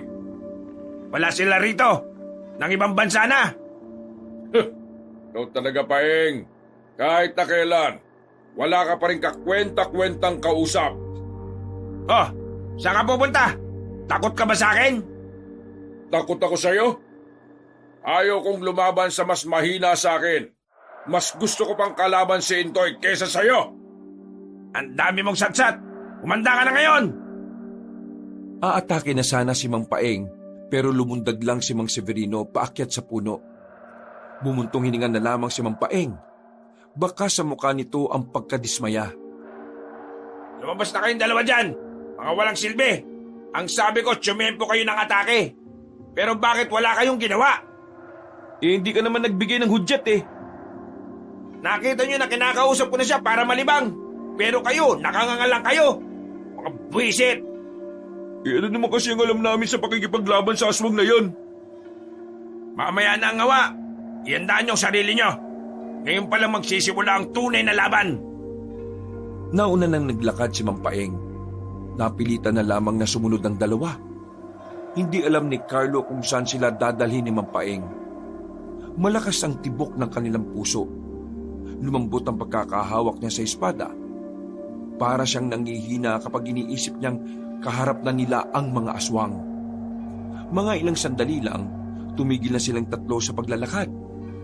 Narinig na nila ang mga nagngangalit na aswang. Mang Paeng, ito na ba yung sinasabi mong tunay na laban? Oo, baka ito na rin ang huli niyong buhay. Naalarma sila na magsimulang tumakbo patungo sa kanila ang mga aswang. Hindi malaman ni Carlo at Jamba kung ano ang gagawin nila. Nakatago lang sila sa likuran ni Mang Paeng. Anong ginagawa niyo? Mga duwag! Ayaw pa namin mamatay, no? Isa-isang hinarap ni Mang Paeng ang mga aswang na nagtangkang lumapit sa kanila. Habang silang dalawa, parang mga siraulong pailag-ilag lang. Ni hindi nila magawang gamitin ng espada ang hawak nila. Hindi gagana ang butong pinalunok ko sa inyo kung duduwag-duwag kayo. Gagana yun kapag pinakita niyong kaya niyo. Mga ugok! Nagdikit si Carlo at Jamba. Huminga sila ng malalim. Sa puntong yon, sinubukan na nilang lakasan ang kanilang loob. Nang may lumapit sa kanilang isang aswang, unang winasiwas ni Jamba ang kanyang espada. Hindi man lang yun tinamaan agad. Tila may kakaibang naramdaman si Jamba sa kanyang kalooban. Pre, totoo nga! Dahil dito, sinubukan na rin ni Carlo na tagain ng isang aswang na malapit sa kanya. Tinamaan niya yon sa kamay. Dahil doon ay tila ginanahan ng binata. Nawili ito sa kakahagupit ng hawak niyang espada. At sa pagkakataong ito, nararamdaman na nilang tila na wala na ang kaba sa kanilang dibdib. Meron na rin silang kakaibang bilis na siyang nagagamit nila para tapatan ang mga halimaw na nilalang. Ganyan nga mga bata! Ganyan nga! Mukha ba kaming bata? Bro, sa likuran mo! Ay, gagi! Mabuti na lang ay mabilis na nalapitan nito ni Carlo. Mag-focus ka nga! Hindi sige! Tila ibang tao na si Carlo at Jamba ng mga sandaling yon. Magaling na silang makipaglaban ng ganun lang kabilis. Tumalab na kasi talaga ang epekto ng butong nilunok nila. Nang matalo na nila ang mga aswang, saka naman dumating si Aling Alma at Intoy. Kasama ng maglolo si Kiko na agad din naman lumapit sa kanila. Oh, mabuti naman dumating na kayo. Dapat kanina pa kami nandito. Ito kasing binatang to, kinulit ako eh. Gusto ko lang naman kasing bigyan nyo rin ako ng buto. Sabi kasi ni Intoy, binigyan nyo raw tong dalawang kaibigan ko eh. Gusto mo ng buto? Oo, gusto ko. Bibigyan kita ng buto ng baboy. Ang gara naman. Naiingit ako sa dalawang kaibigan ko eh oh. Naiwan ko na sa bahay. Wala nang oras. Sumama ka na lang sa amin. At bahala ka na kung matigo ka dyan. Kaming bahala sa'yo, pre. Kapag kasama mo kami, hindi ka mapapahamak. Ikaw kasi, hindi ka pa sumama eh. Mamaya na ang daldalan. Ang mabuti pa, pasukin na natin ang aswang dun sa loob bago pa sila makagawa ng kasamaan. Nabubuang ka na ba? Kaya nga kinulong lang natin sila sa loob kasi hindi natin sila kakayanin kung lahat sila kakalabanin natin. Ang mapapaslang lang natin na yung paunti-unting lumalabas. Ay, oo nga pala. O sige, kalma ka lang. Galit ka na naman kaagad eh. O ganito, kayong tatlo magkakaibigan, doon. Ako, dito. Ito maglola, doon naman sa kabila. Kahit na gusto pang umangal ang magkakaibigan ay hindi na rin nila nagawa. Sumunod na lamang sila sa sinasabi ng matandang lalaki. Walang ya, paano ako? Wala akong magagawa. Anong walang magagawa? Meron. Gamitin mo yung hawak mong itak. Hindi nga ako marunong makipaglaban sa mga aswang eh. Hindi naman ako kagaya nyo na parang may kapangyarihan na. Lakasan mo lang ang loob mo. Maagang mamamatay ang mga mahihina loob. Sinimulan na nila Carlo at Jamba ang pakikipaglaban. Sobrang gaan ang pakiramdam ni Carlo sa mga sandaling ito. Para bang sobrang gaan ang bawat kilos niya. Hindi nga siya nakakaramdam ng kahit na anong kaba. Pinagtatatagan ni Carlo ang mga aswang. Tila naging libangan na niya ang ganoong klase ng gawain. Kakaibang ligaya ang nararamdaman niya kapag nakikita niyang nakakapatay siya ng aswang. Makalipas lang ang ilang sandali, natapos na rin nila ang laban nila sa aswang. Pero hindi sila naging kampante. Alam nilang wala pa sa kalahati ang kanilang napapaslang. Binalikan nila ang mga kasamahan nila. Sa puntong yon ay kita ni Carlo ang dismayadong muka nila Mang Paeng. Lalong-lalo na ang matandang babae na si Alma. Oh, bakit ganyan ang mga pagmumukha ninyo? Ano nangyari? Kami, natalo namin ng mga aswang na dumaan sa kabilang banda. Tuluyan ang nakawala ang lahat ng aswang sa loob ng baryong ito. Kasalanan niyo po yun eh. Ang bira naman. Gumagawa na nga kami ng paraan para makabawi sa inyo eh. Tapos ngayon, sisisihin niyo pa rin kami? Kung hindi sana kayo dumating sa lugar na ito, hindi magkakanda leche-leche ang lahat. Umalis na ang matandang babae. Sumunod naman ang batang si Intoy. Naiwan na lamang sa kanila si Mang Paeng. Wala na tayong magagawa. Ito na nangyari. Magsanay na lang kayo bukas. Para kapag bumalik ang mga aswang, may ibubuga kayo. Lalong-lalo ka na, iho. Tinuro pa ni Mang Paeng ang binatang si Kiko. Naglakad na rin ito palayo. Himalang hindi man lang nag-angas ang matanda. Napabuntong hininga na lamang ang tatlo. Ngayon na nila naramdaman na parang nakukonsensya na rin sila. Kung noon ay wala silang pakialam at tanging sariling kaligtasan lang ang iniisip, tila nagbago ang ihip ngayon. Nababahala na rin sila sa maaring idulot ng kampo ng kadiliman. Bumalik sila sa bahay. Tahimik lamang ang magkakaibigan habang napapaisip. Si Jamba naman ay palakad-lakad sa harapan ng dalawa. Hindi mapakali. Pre, pumirmi ka nga sa upuan mo. Nahihilo na kami sa iyo eh. Naiisip niyo ba naiisip ko? Ang alin? Ngayong nakalaya na ang mga aswang, ibig sabihin, isusunod na rin nila tayo. Hindi malabo yan. Kilala tayo ni Bettina. Nasa na kaya yung babaeng yun, no? Lintik na yun. Siya ang dahilan ng lahat ng to eh. Hindi na natin kailangan pang malaman kung nasaan siya. Ang isipin na lang natin ngayon kung papaano natin may tatama ang ginawa nating katarantaduhan. Ngayon pa lang, kapag naiisip ko na maraming buhay ang mawawala ng dahil sa atin sobrang nakukonsensya na ako. Napayuko na lamang si Carlo. Kahit siya ay hindi rin alam ang gagawin. Bagamat meron naman silang kakaibang kalakasan ni Jamba, pakiramdam ni Carlo ay kulang na kulang pa talaga ang kanilang karanasan. Kaya naman, kinabukasan din ay maaga silang nagtungo sa bahay ni Mang Paeng. Sakto naman na nagkakape na ang matanda. Ang aga nyo Talagang gusto nyong matawag na mga binatang dating walang kwenta. Ngayon meron na. Nandito kami para matuto. Kaya sana tulungan nyo kami. Wala namang problema sa akin kung gusto nyong matuto. Masaya ako malaman na naging interesado na rin kayo sa ganitong bagay. Hindi bale. Ngayong umaga, ihanda ako na matinding practice natin. Lahat ng dapat nyong malaman ituturo ko na. Dahil mamayang gabi, baka mangyari ang kinatatakutan nating lahat. Ang pagsakop ng mga aswang. Sa araw na yon, puspusan ang ginawang pag-iensayo ng tatlo. Hindi naging madali para sa kanila ang lahat. Lalo na't mas pinahihirapan sila ni Mang Paeng. Bugbog, pagod, gutom ang inabot nila. Hindi sila pinagbibigyan kahit na hinimatay na si Kiko sa sobrang pagod.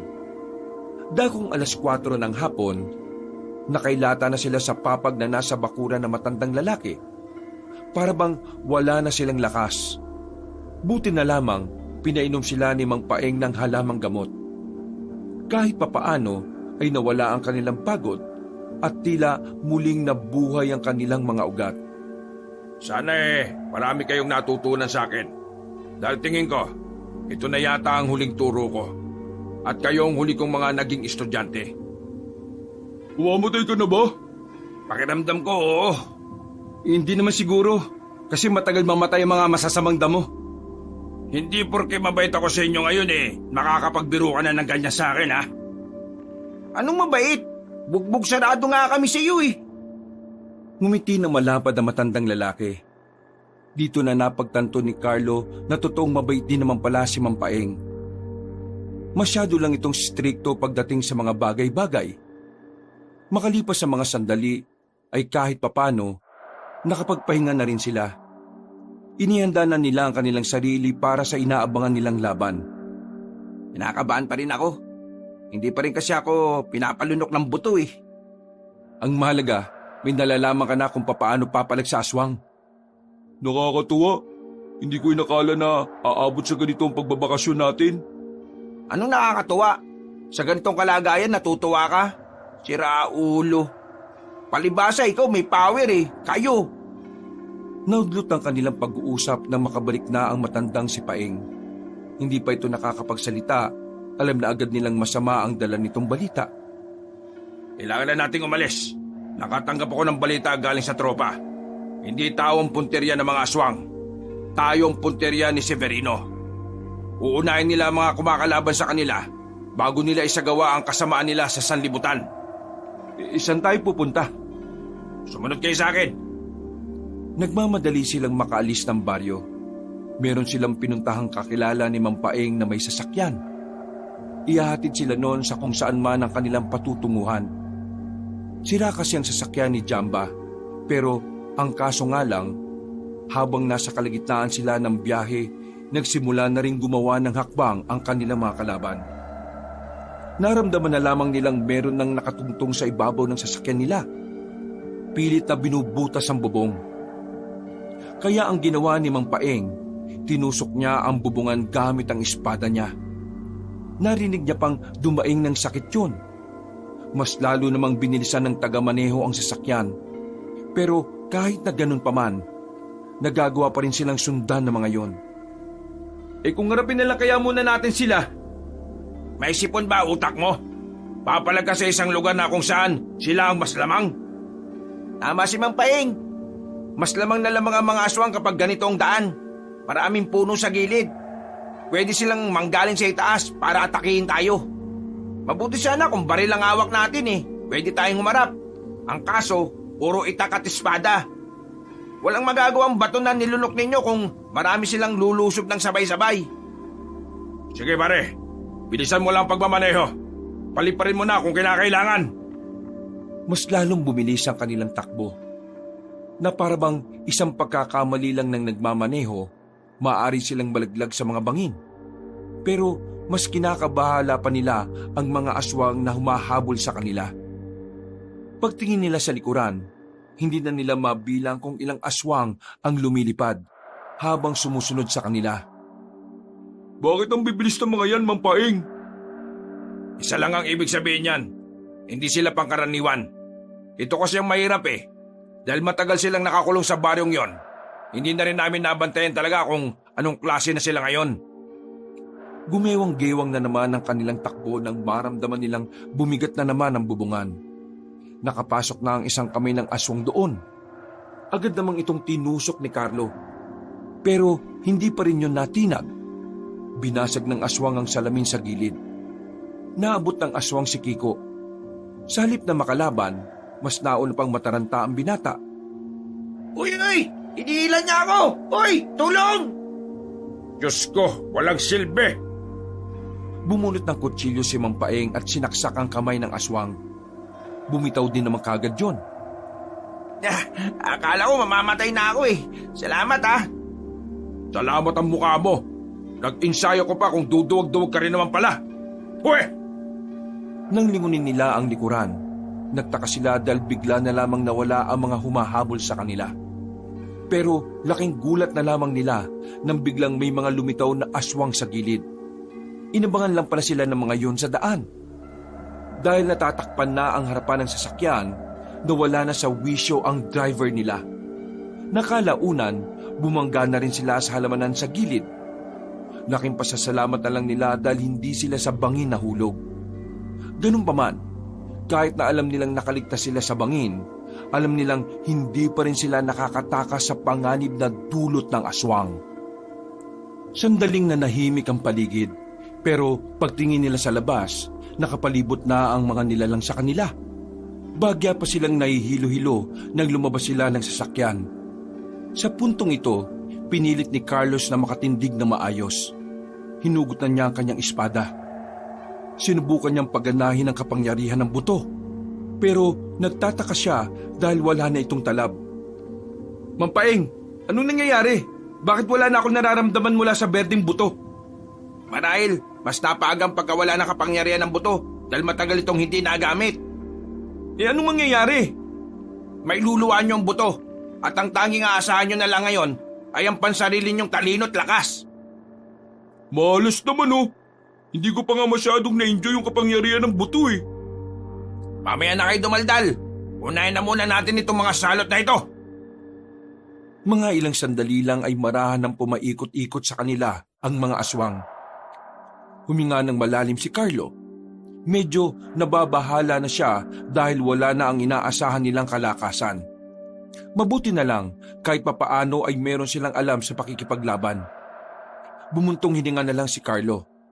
At maya-maya lamang agad na lumusob ang mga aswang sa kanila. Nagkandalabo-labo na. Wala na silang magawa kundi ang tapatan na lamang yon kahit na higit na mas mabibilis ang mga kalaban nila ngayon. Huwag niyong isipin na malakas sila.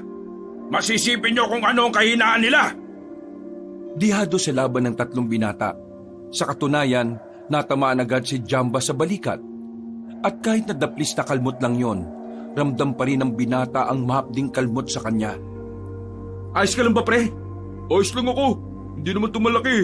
Mamaya ka na mag-alala kapag wala na akong ulo. Carlo, palit nga tayo ng pwesto. O sige. Sa kanilang pagpapatuloy, marami na silang napabagsak na aswang. Pero marami na rin silang tama. Lalong-lalo na si Mang Paeng. Pero kapag nakikita nila kung paano lumaban ng matandang lalaki, tila hindi na nila nararamdaman ang hapdi ng bawat sugat nila. Mas lalo silang ginaganahan. Mas lalo nilang sinisikap na maipanalo ang laban kahit parang habang tumatagal, mas lalo silang nalalagay sa alanganin. Hingal na ang magkakaibigan. Nanlalambot na rin sila dahil sa pagod at pagkirot ng mga galos nila. Pero ang mga aswang, hindi pa rin tumitigil. Hindi sila lulbayan ng mga yon hanggang sa hindi sila namamatay. Parang hindi ko na yata kakayanin mga pre. Hindi pwedeng hindi mo kayanin. Kailangan natin mabuhay. Huwag kayong mawala ng pag-asa. Nararamdaman ko na sila. Paparating na sila. Sinong sila? Ang dalawang mababangis. Napalingon-lingon ang magkakaibigan sa paligid nang biglang maramdaman nilang may kakaibang presensya na paparating. Napapangiti na lamang si Mang Paeng. Habang napapaisip naman si Carlo. Pero kalaunan, napagtanto na rin ng binata kung sino ang tinutukoy na matandang lalaki. Ha! Tapos na kayo ngayon, mga salot kayo! Biglang lumabas sa likuran ng puno ang maglolang Alma at Intoy. Nakasuot na ang dalawa ng tela sa kanilang ulo. Maraming burloloy sa katawan at parehong may hawak ng espada na may karit sa dulo. Walang sinayang na sandali ang maglola. Agad na hinigit ni Aling Alma ang leeg ng isang aswang. Si Intoy naman mabilis na tumakbo at pinatamaan ng hita ng isa pa. Dahil dito, naalarma ang kanilang mga kalaban. Nagkawatak-watak ang mga yon. Ang organisadong galaw ng mga aswang ay tila nagulo na. Gagi mga pre, parang hindi naman matanda at bata itong nakikita natin eh. Hindi ba ka panipaniwala? Ganyang kalakas sa maglolang yan. Kung ganyan sila kalakas, bakit hindi na lang nila pinaslang ang mga aswang? Bakit kinulong lang nila noon? Kagaya nga na sinabi ni Alma, delikado kung papasok sa loob ng baryo. Hindi ka na makakalabas doon. Mas napaganda nga na hindi sila sabay-sabay na lumabas para kahit papano hindi tayo nahihirapan sa dami ng bilang nila. Mga inutil! Nagagawa niyo pang magkwentuhan dyan! Wala na kaming gagawin eh. Kayang-kaya nyo naman ang dalawa yan. Natatawa na lamang si Mang Paeng pero sinungitan lang ito ni Aling Alma. Lumipas lang ang ilang minuto at tuluyan na ngang natalo ang mga aswang. Ang iba naman ay napilitan na lamang umatras. Sa puntong ito, napaupo na lamang sa lapag ang 3 binata. Latang-lata na sila. Bago sila nawalan ng malay, narinig pa nilang nagbubunga nga si Aling Alma. Nagising sila na nasa loob na sila ng bahay na matandang babae. Hindi nila inaasahan na dadalhin sila doon. Ang akala kasi ni Carlo, hahayaan na lang silang mamatay dahil nga galit sa kanila si Aling Alma. Maraming salamat. Kahit na papaano gumaan na rin ang pakiramdam namin. Paano nyo nagawa na parang wala na kaming sugat? May sugat pa rin kayo. Pero yung halaman na ipinahid namin sa mga sugat ninyo, may kakayahan yung magpamanhid ng halos 2 araw. Saka nyo mararamdaman ulit ang bahagyang kirot kapag wala na ang talab. Pero hindi na ganun kasakit kagaya nung una. Akala namin wala na kayong pakialam. Lalo na si Aling Alma.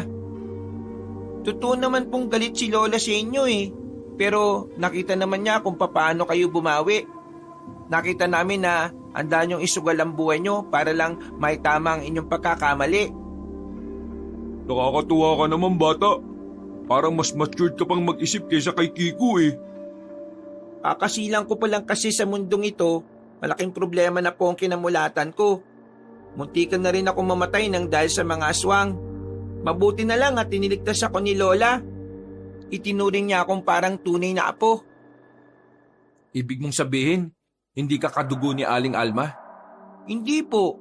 Inampon niya lang po ako kasi itinapon na daw ako ng mga magulang ko sa ilog Pasensya ka na bata Naalala mo pa tuloy. Pero alam mo bang napakaswerte mo? Bibihira lang ang mga matatandang kakayanin pang mag-alaga ng kagaya mong bata. Napangiti na lamang ang batang si Intoy. Tumayo ito at may kinuha sa kahon. Paglapit nito sa kanila, may hawak-hawak na itong pulseras. Isuot nyo to Makakatulong ito para mapakalma ang kalooban ninyo. Mawawala ang kaba ninyo habang nasa labanan kayo. Dahil doon, mas madali kayo makakapag-focus sa laban. Maraming salamat bata Mamaya, pwede na kayong bumangon. Pumunta na lang kayo sa labas, kakain na kayo. Umalis na rin ang batang si Intoy. Bumuntong hininga na lamang si Carlo ng mga sandaling yon. Kahit na medyo mabigat pa ang kanilang pakiramdam, nagpapasalamat na rin sila dahil nakaligtas pa sila. Makalipas ang mga sandali, bumangon na rin sila at tumungo sa bakuran. Naabutan nilang naroon si Mang Paeng at Aling Alma. Sa puntong ito, hindi na mukhang masungit ang matandang babae. Kalmado na itong nakatingin sa kanila. Ano? Kaya nyo na ba ulit? Bakit po? Lulusubin na naman ba tayo ng mga aswang? Hindi. Meron kami ipapagawa sa inyong 3. Ipapagawa na alin? Baka wish buhay na naman yan Wish buhay talaga to. Pero kayo lang ang alam namin makakagawa nito Sandaling napailing si Mang Paeng. Para bang nagkaroon ng pagkabahala ang reaksyon ng mukha nito. Bagay na nagdulot din ng pagtataka sa magkakaibigan. Yun kasi ang unang pagkakataon na nakita nilang tila walang angas sa mukha ng matandang lalaki. Mang Paeng, ano ba talagang gagawin namin? Pinapakaba mo kami. Kailangan natin ikulong ulit ang mga aswang. Nagkaroon kami ng impormasyon na ang mga aswang ay nasa isang kuweba sa kagubatan na malapit sa nag-iisang batis. Itutusok nyo ang mga selyo di kawayan sa palibot ng kuweba ng mga aswang habang nagpapahinga sila. Bakit kami ang gagawa niyan? Hindi naman kami marunong magritual. Ang ibibigay na selyo di kawayan sa inyo ay may kasama ng ritual. Kailangan na lamang yung itusok sa lupa. Kayo ang makakagawa nun dahil hindi kabisado ng mga aswang na yun ang inyong amoy. Hindi gaya namin na ilang beses nilang nakakainkwentro. Mas madali nilang malalaman na nasa paligid kami kung kami gagawa niyan. O ano mga pre? G ba kayo? Ako kasi oo eh. Tutuloy ako. Pero hindi ko kakayanin kung ako lang mag-isa. Kaya sana samahan niyo ako. Sige, sasama ako. Ang magkakaibigan hindi dapat nag-iiwanan. Pero ang magkakaibigan, di ba pwede ring magtanggihan? Ikaw lang ang hindi sasama sa magkakaibigan. Matitis mo bang hindi ka kasama sa magiging kwento nila? Ikaw lang ang tuwag sa magkakaibigan, samantalang ikaw ang pinakamakulit ng una. Kadiring nila lang. O na. Nasama naman ako eh. Dami nyo namang sinasabi. Total, tinanggap nyo naman na ang misyon na ito. Maganda na kagad kayo mamayang gabi. Iatid ko kayo sa daan. Pero hindi na ako tutuloy kapag natanaw na natin ang sinasabi naming kuweba. Tumango na lamang ang tatlong binata. Natapos ang pag-uusap na yon at kumain na muna sila ng sabay-sabay. Masarap ang luto ni Aling Alma kaya naparami sila ng kain. Namamangha nga si Carlo dahil pakiramdam niya mas napabilis ang paggaling nila sa sarap ng luto ng matandang babae. Mga pre, sigurado na ba tayo mamayang gabi? Hanggang ngayon ba, nagdadalawang isip ka pa rin? Pre, Kiko, kailangan ka namin. Nasaan na ba yung tapang mo tuwing tinatakot natin si Jamba sa mga kwento natin? Malakas lang naman talaga ako manakot eh. Pero aminado naman akong duwag din naman ako. Inakbayan ni Carlo ang binatang si Kiko. Inalug-alug ng bahagya. Huwag kang matakot. Isipin mo na lang, mas masakit mamatay kapag wala kang nagawa para mabuhay. Lalim nun ah. Mababaw lang yon. Madali ka lang talagang malunod kahit mababaw. Mabilis na lumipas sa mga sandali. Sumapit na naman ang kinagabihan. Ibinigay na sa kanila ni Aling Alma ang nasa 10 selyo di kawayan na nakatali pa ng itim na tela. Huwag nyo agad bibitawan ng kawayan kapag naitusok nyo na. Bumilang muna kayo ng 10 segundo saka nyo bitiwan. Tatandaan ko pong sinasabi nyo, Aling Alma. Gawin nyo ito ng tama. Dahil kung hindi, maalilintikan na talaga kayo sa akin. Naintindihan nyo ba? Tumalsik pa ang laway ni Aling Alma sa mukha ni Carlo, pero hindi na lamang yun pinansin pa ng binata. Maya-maya pa, ay lumarga na rin sila. Inihatid sila ni Mang Paeng sa daraanan nila. Pero iniwan na rin sila nito nang makita na nila ang kuweba. Mahirapan tayong maglagay ng kawayan na ito sa bandang harapan ng kuweba. Kaya ako at ikaw, Jamba, ang gagawa nito. Habang ikaw namang Kiko, magiging lookout ka ha? Pero sigurado bang lahat ng aswang nandyan na sa loob ng kuwebang yan? Paano pala kung hindi naman pala? Hindi naman nagbibigay ng maling impormasyon si Mampaing eh.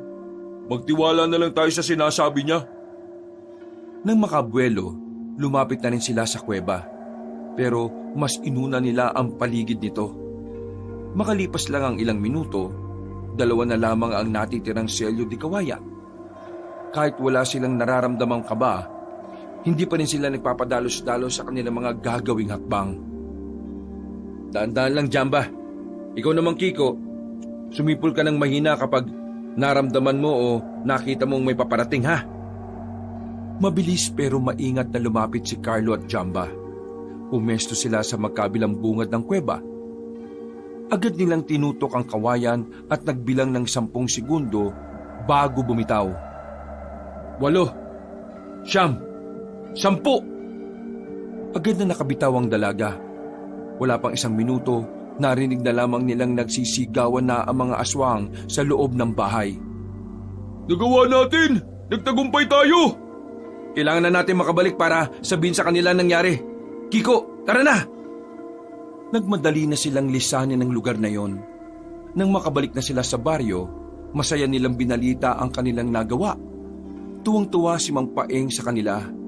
Yun din ang unang pagkakataon na napangiti nila si Aling Alma. Mabuti naman at may nagawa na rin kayong tama. Ngayon, nakakulong na ulit ang mga aswang. Hindi na tayo mahirapan. Kung meron mang mga natira, madali na lang yon. Basta ang mahalaga nakakulong na si Severino. Tapos na ba ang problema natin? Nakabawi na ba kami? Pwede na ba kaming umuwi?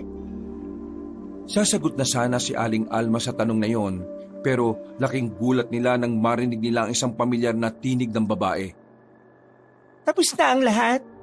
Mukhang malabo pa. Dahil nandito pa kaming dalawa.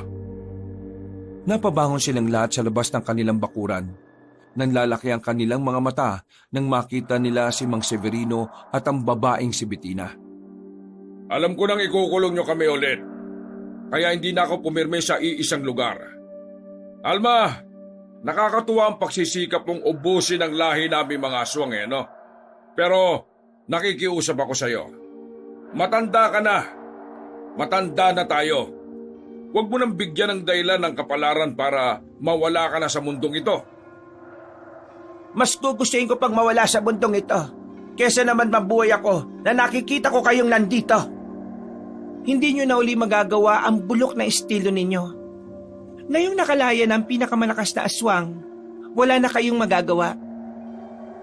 Bettina, niloko mo kami. Lalo na ako. Asang-asa ako. Pero isa ka palang aswang. Ginamit mo lang kami para sa kasamaan mo. Umasa ka na papatulan kita? Kayo? Kadiri, mga hampas lupa. Oy, Bettina, mas kadiri ka, no? Hindi ko lang sinasabi sa iyo dahil ayaw kitang ma-offend.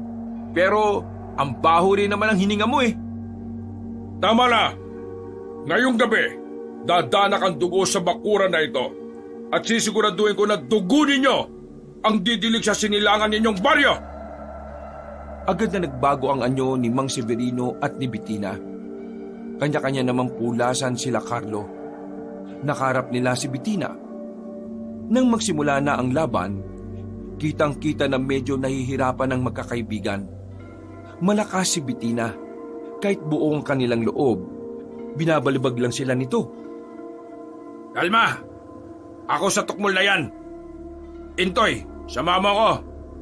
Alma, tulungan mo yung tatlong kumag Agad din naman pumayag ang matandang babae.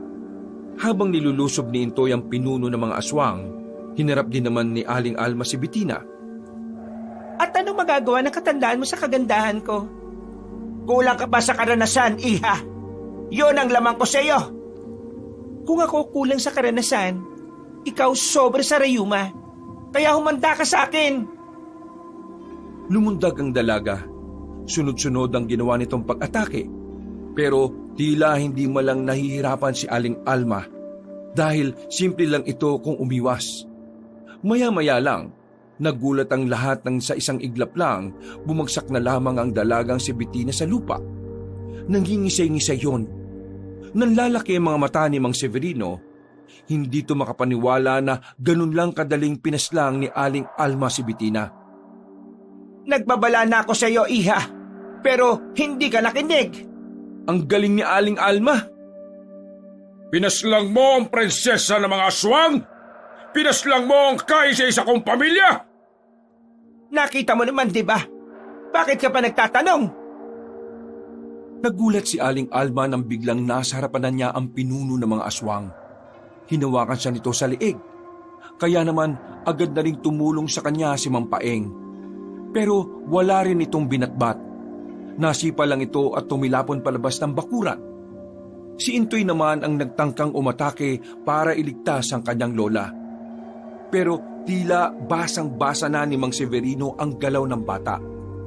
Hinawakan lang nito ang kamay nito at saka hinagis palayo.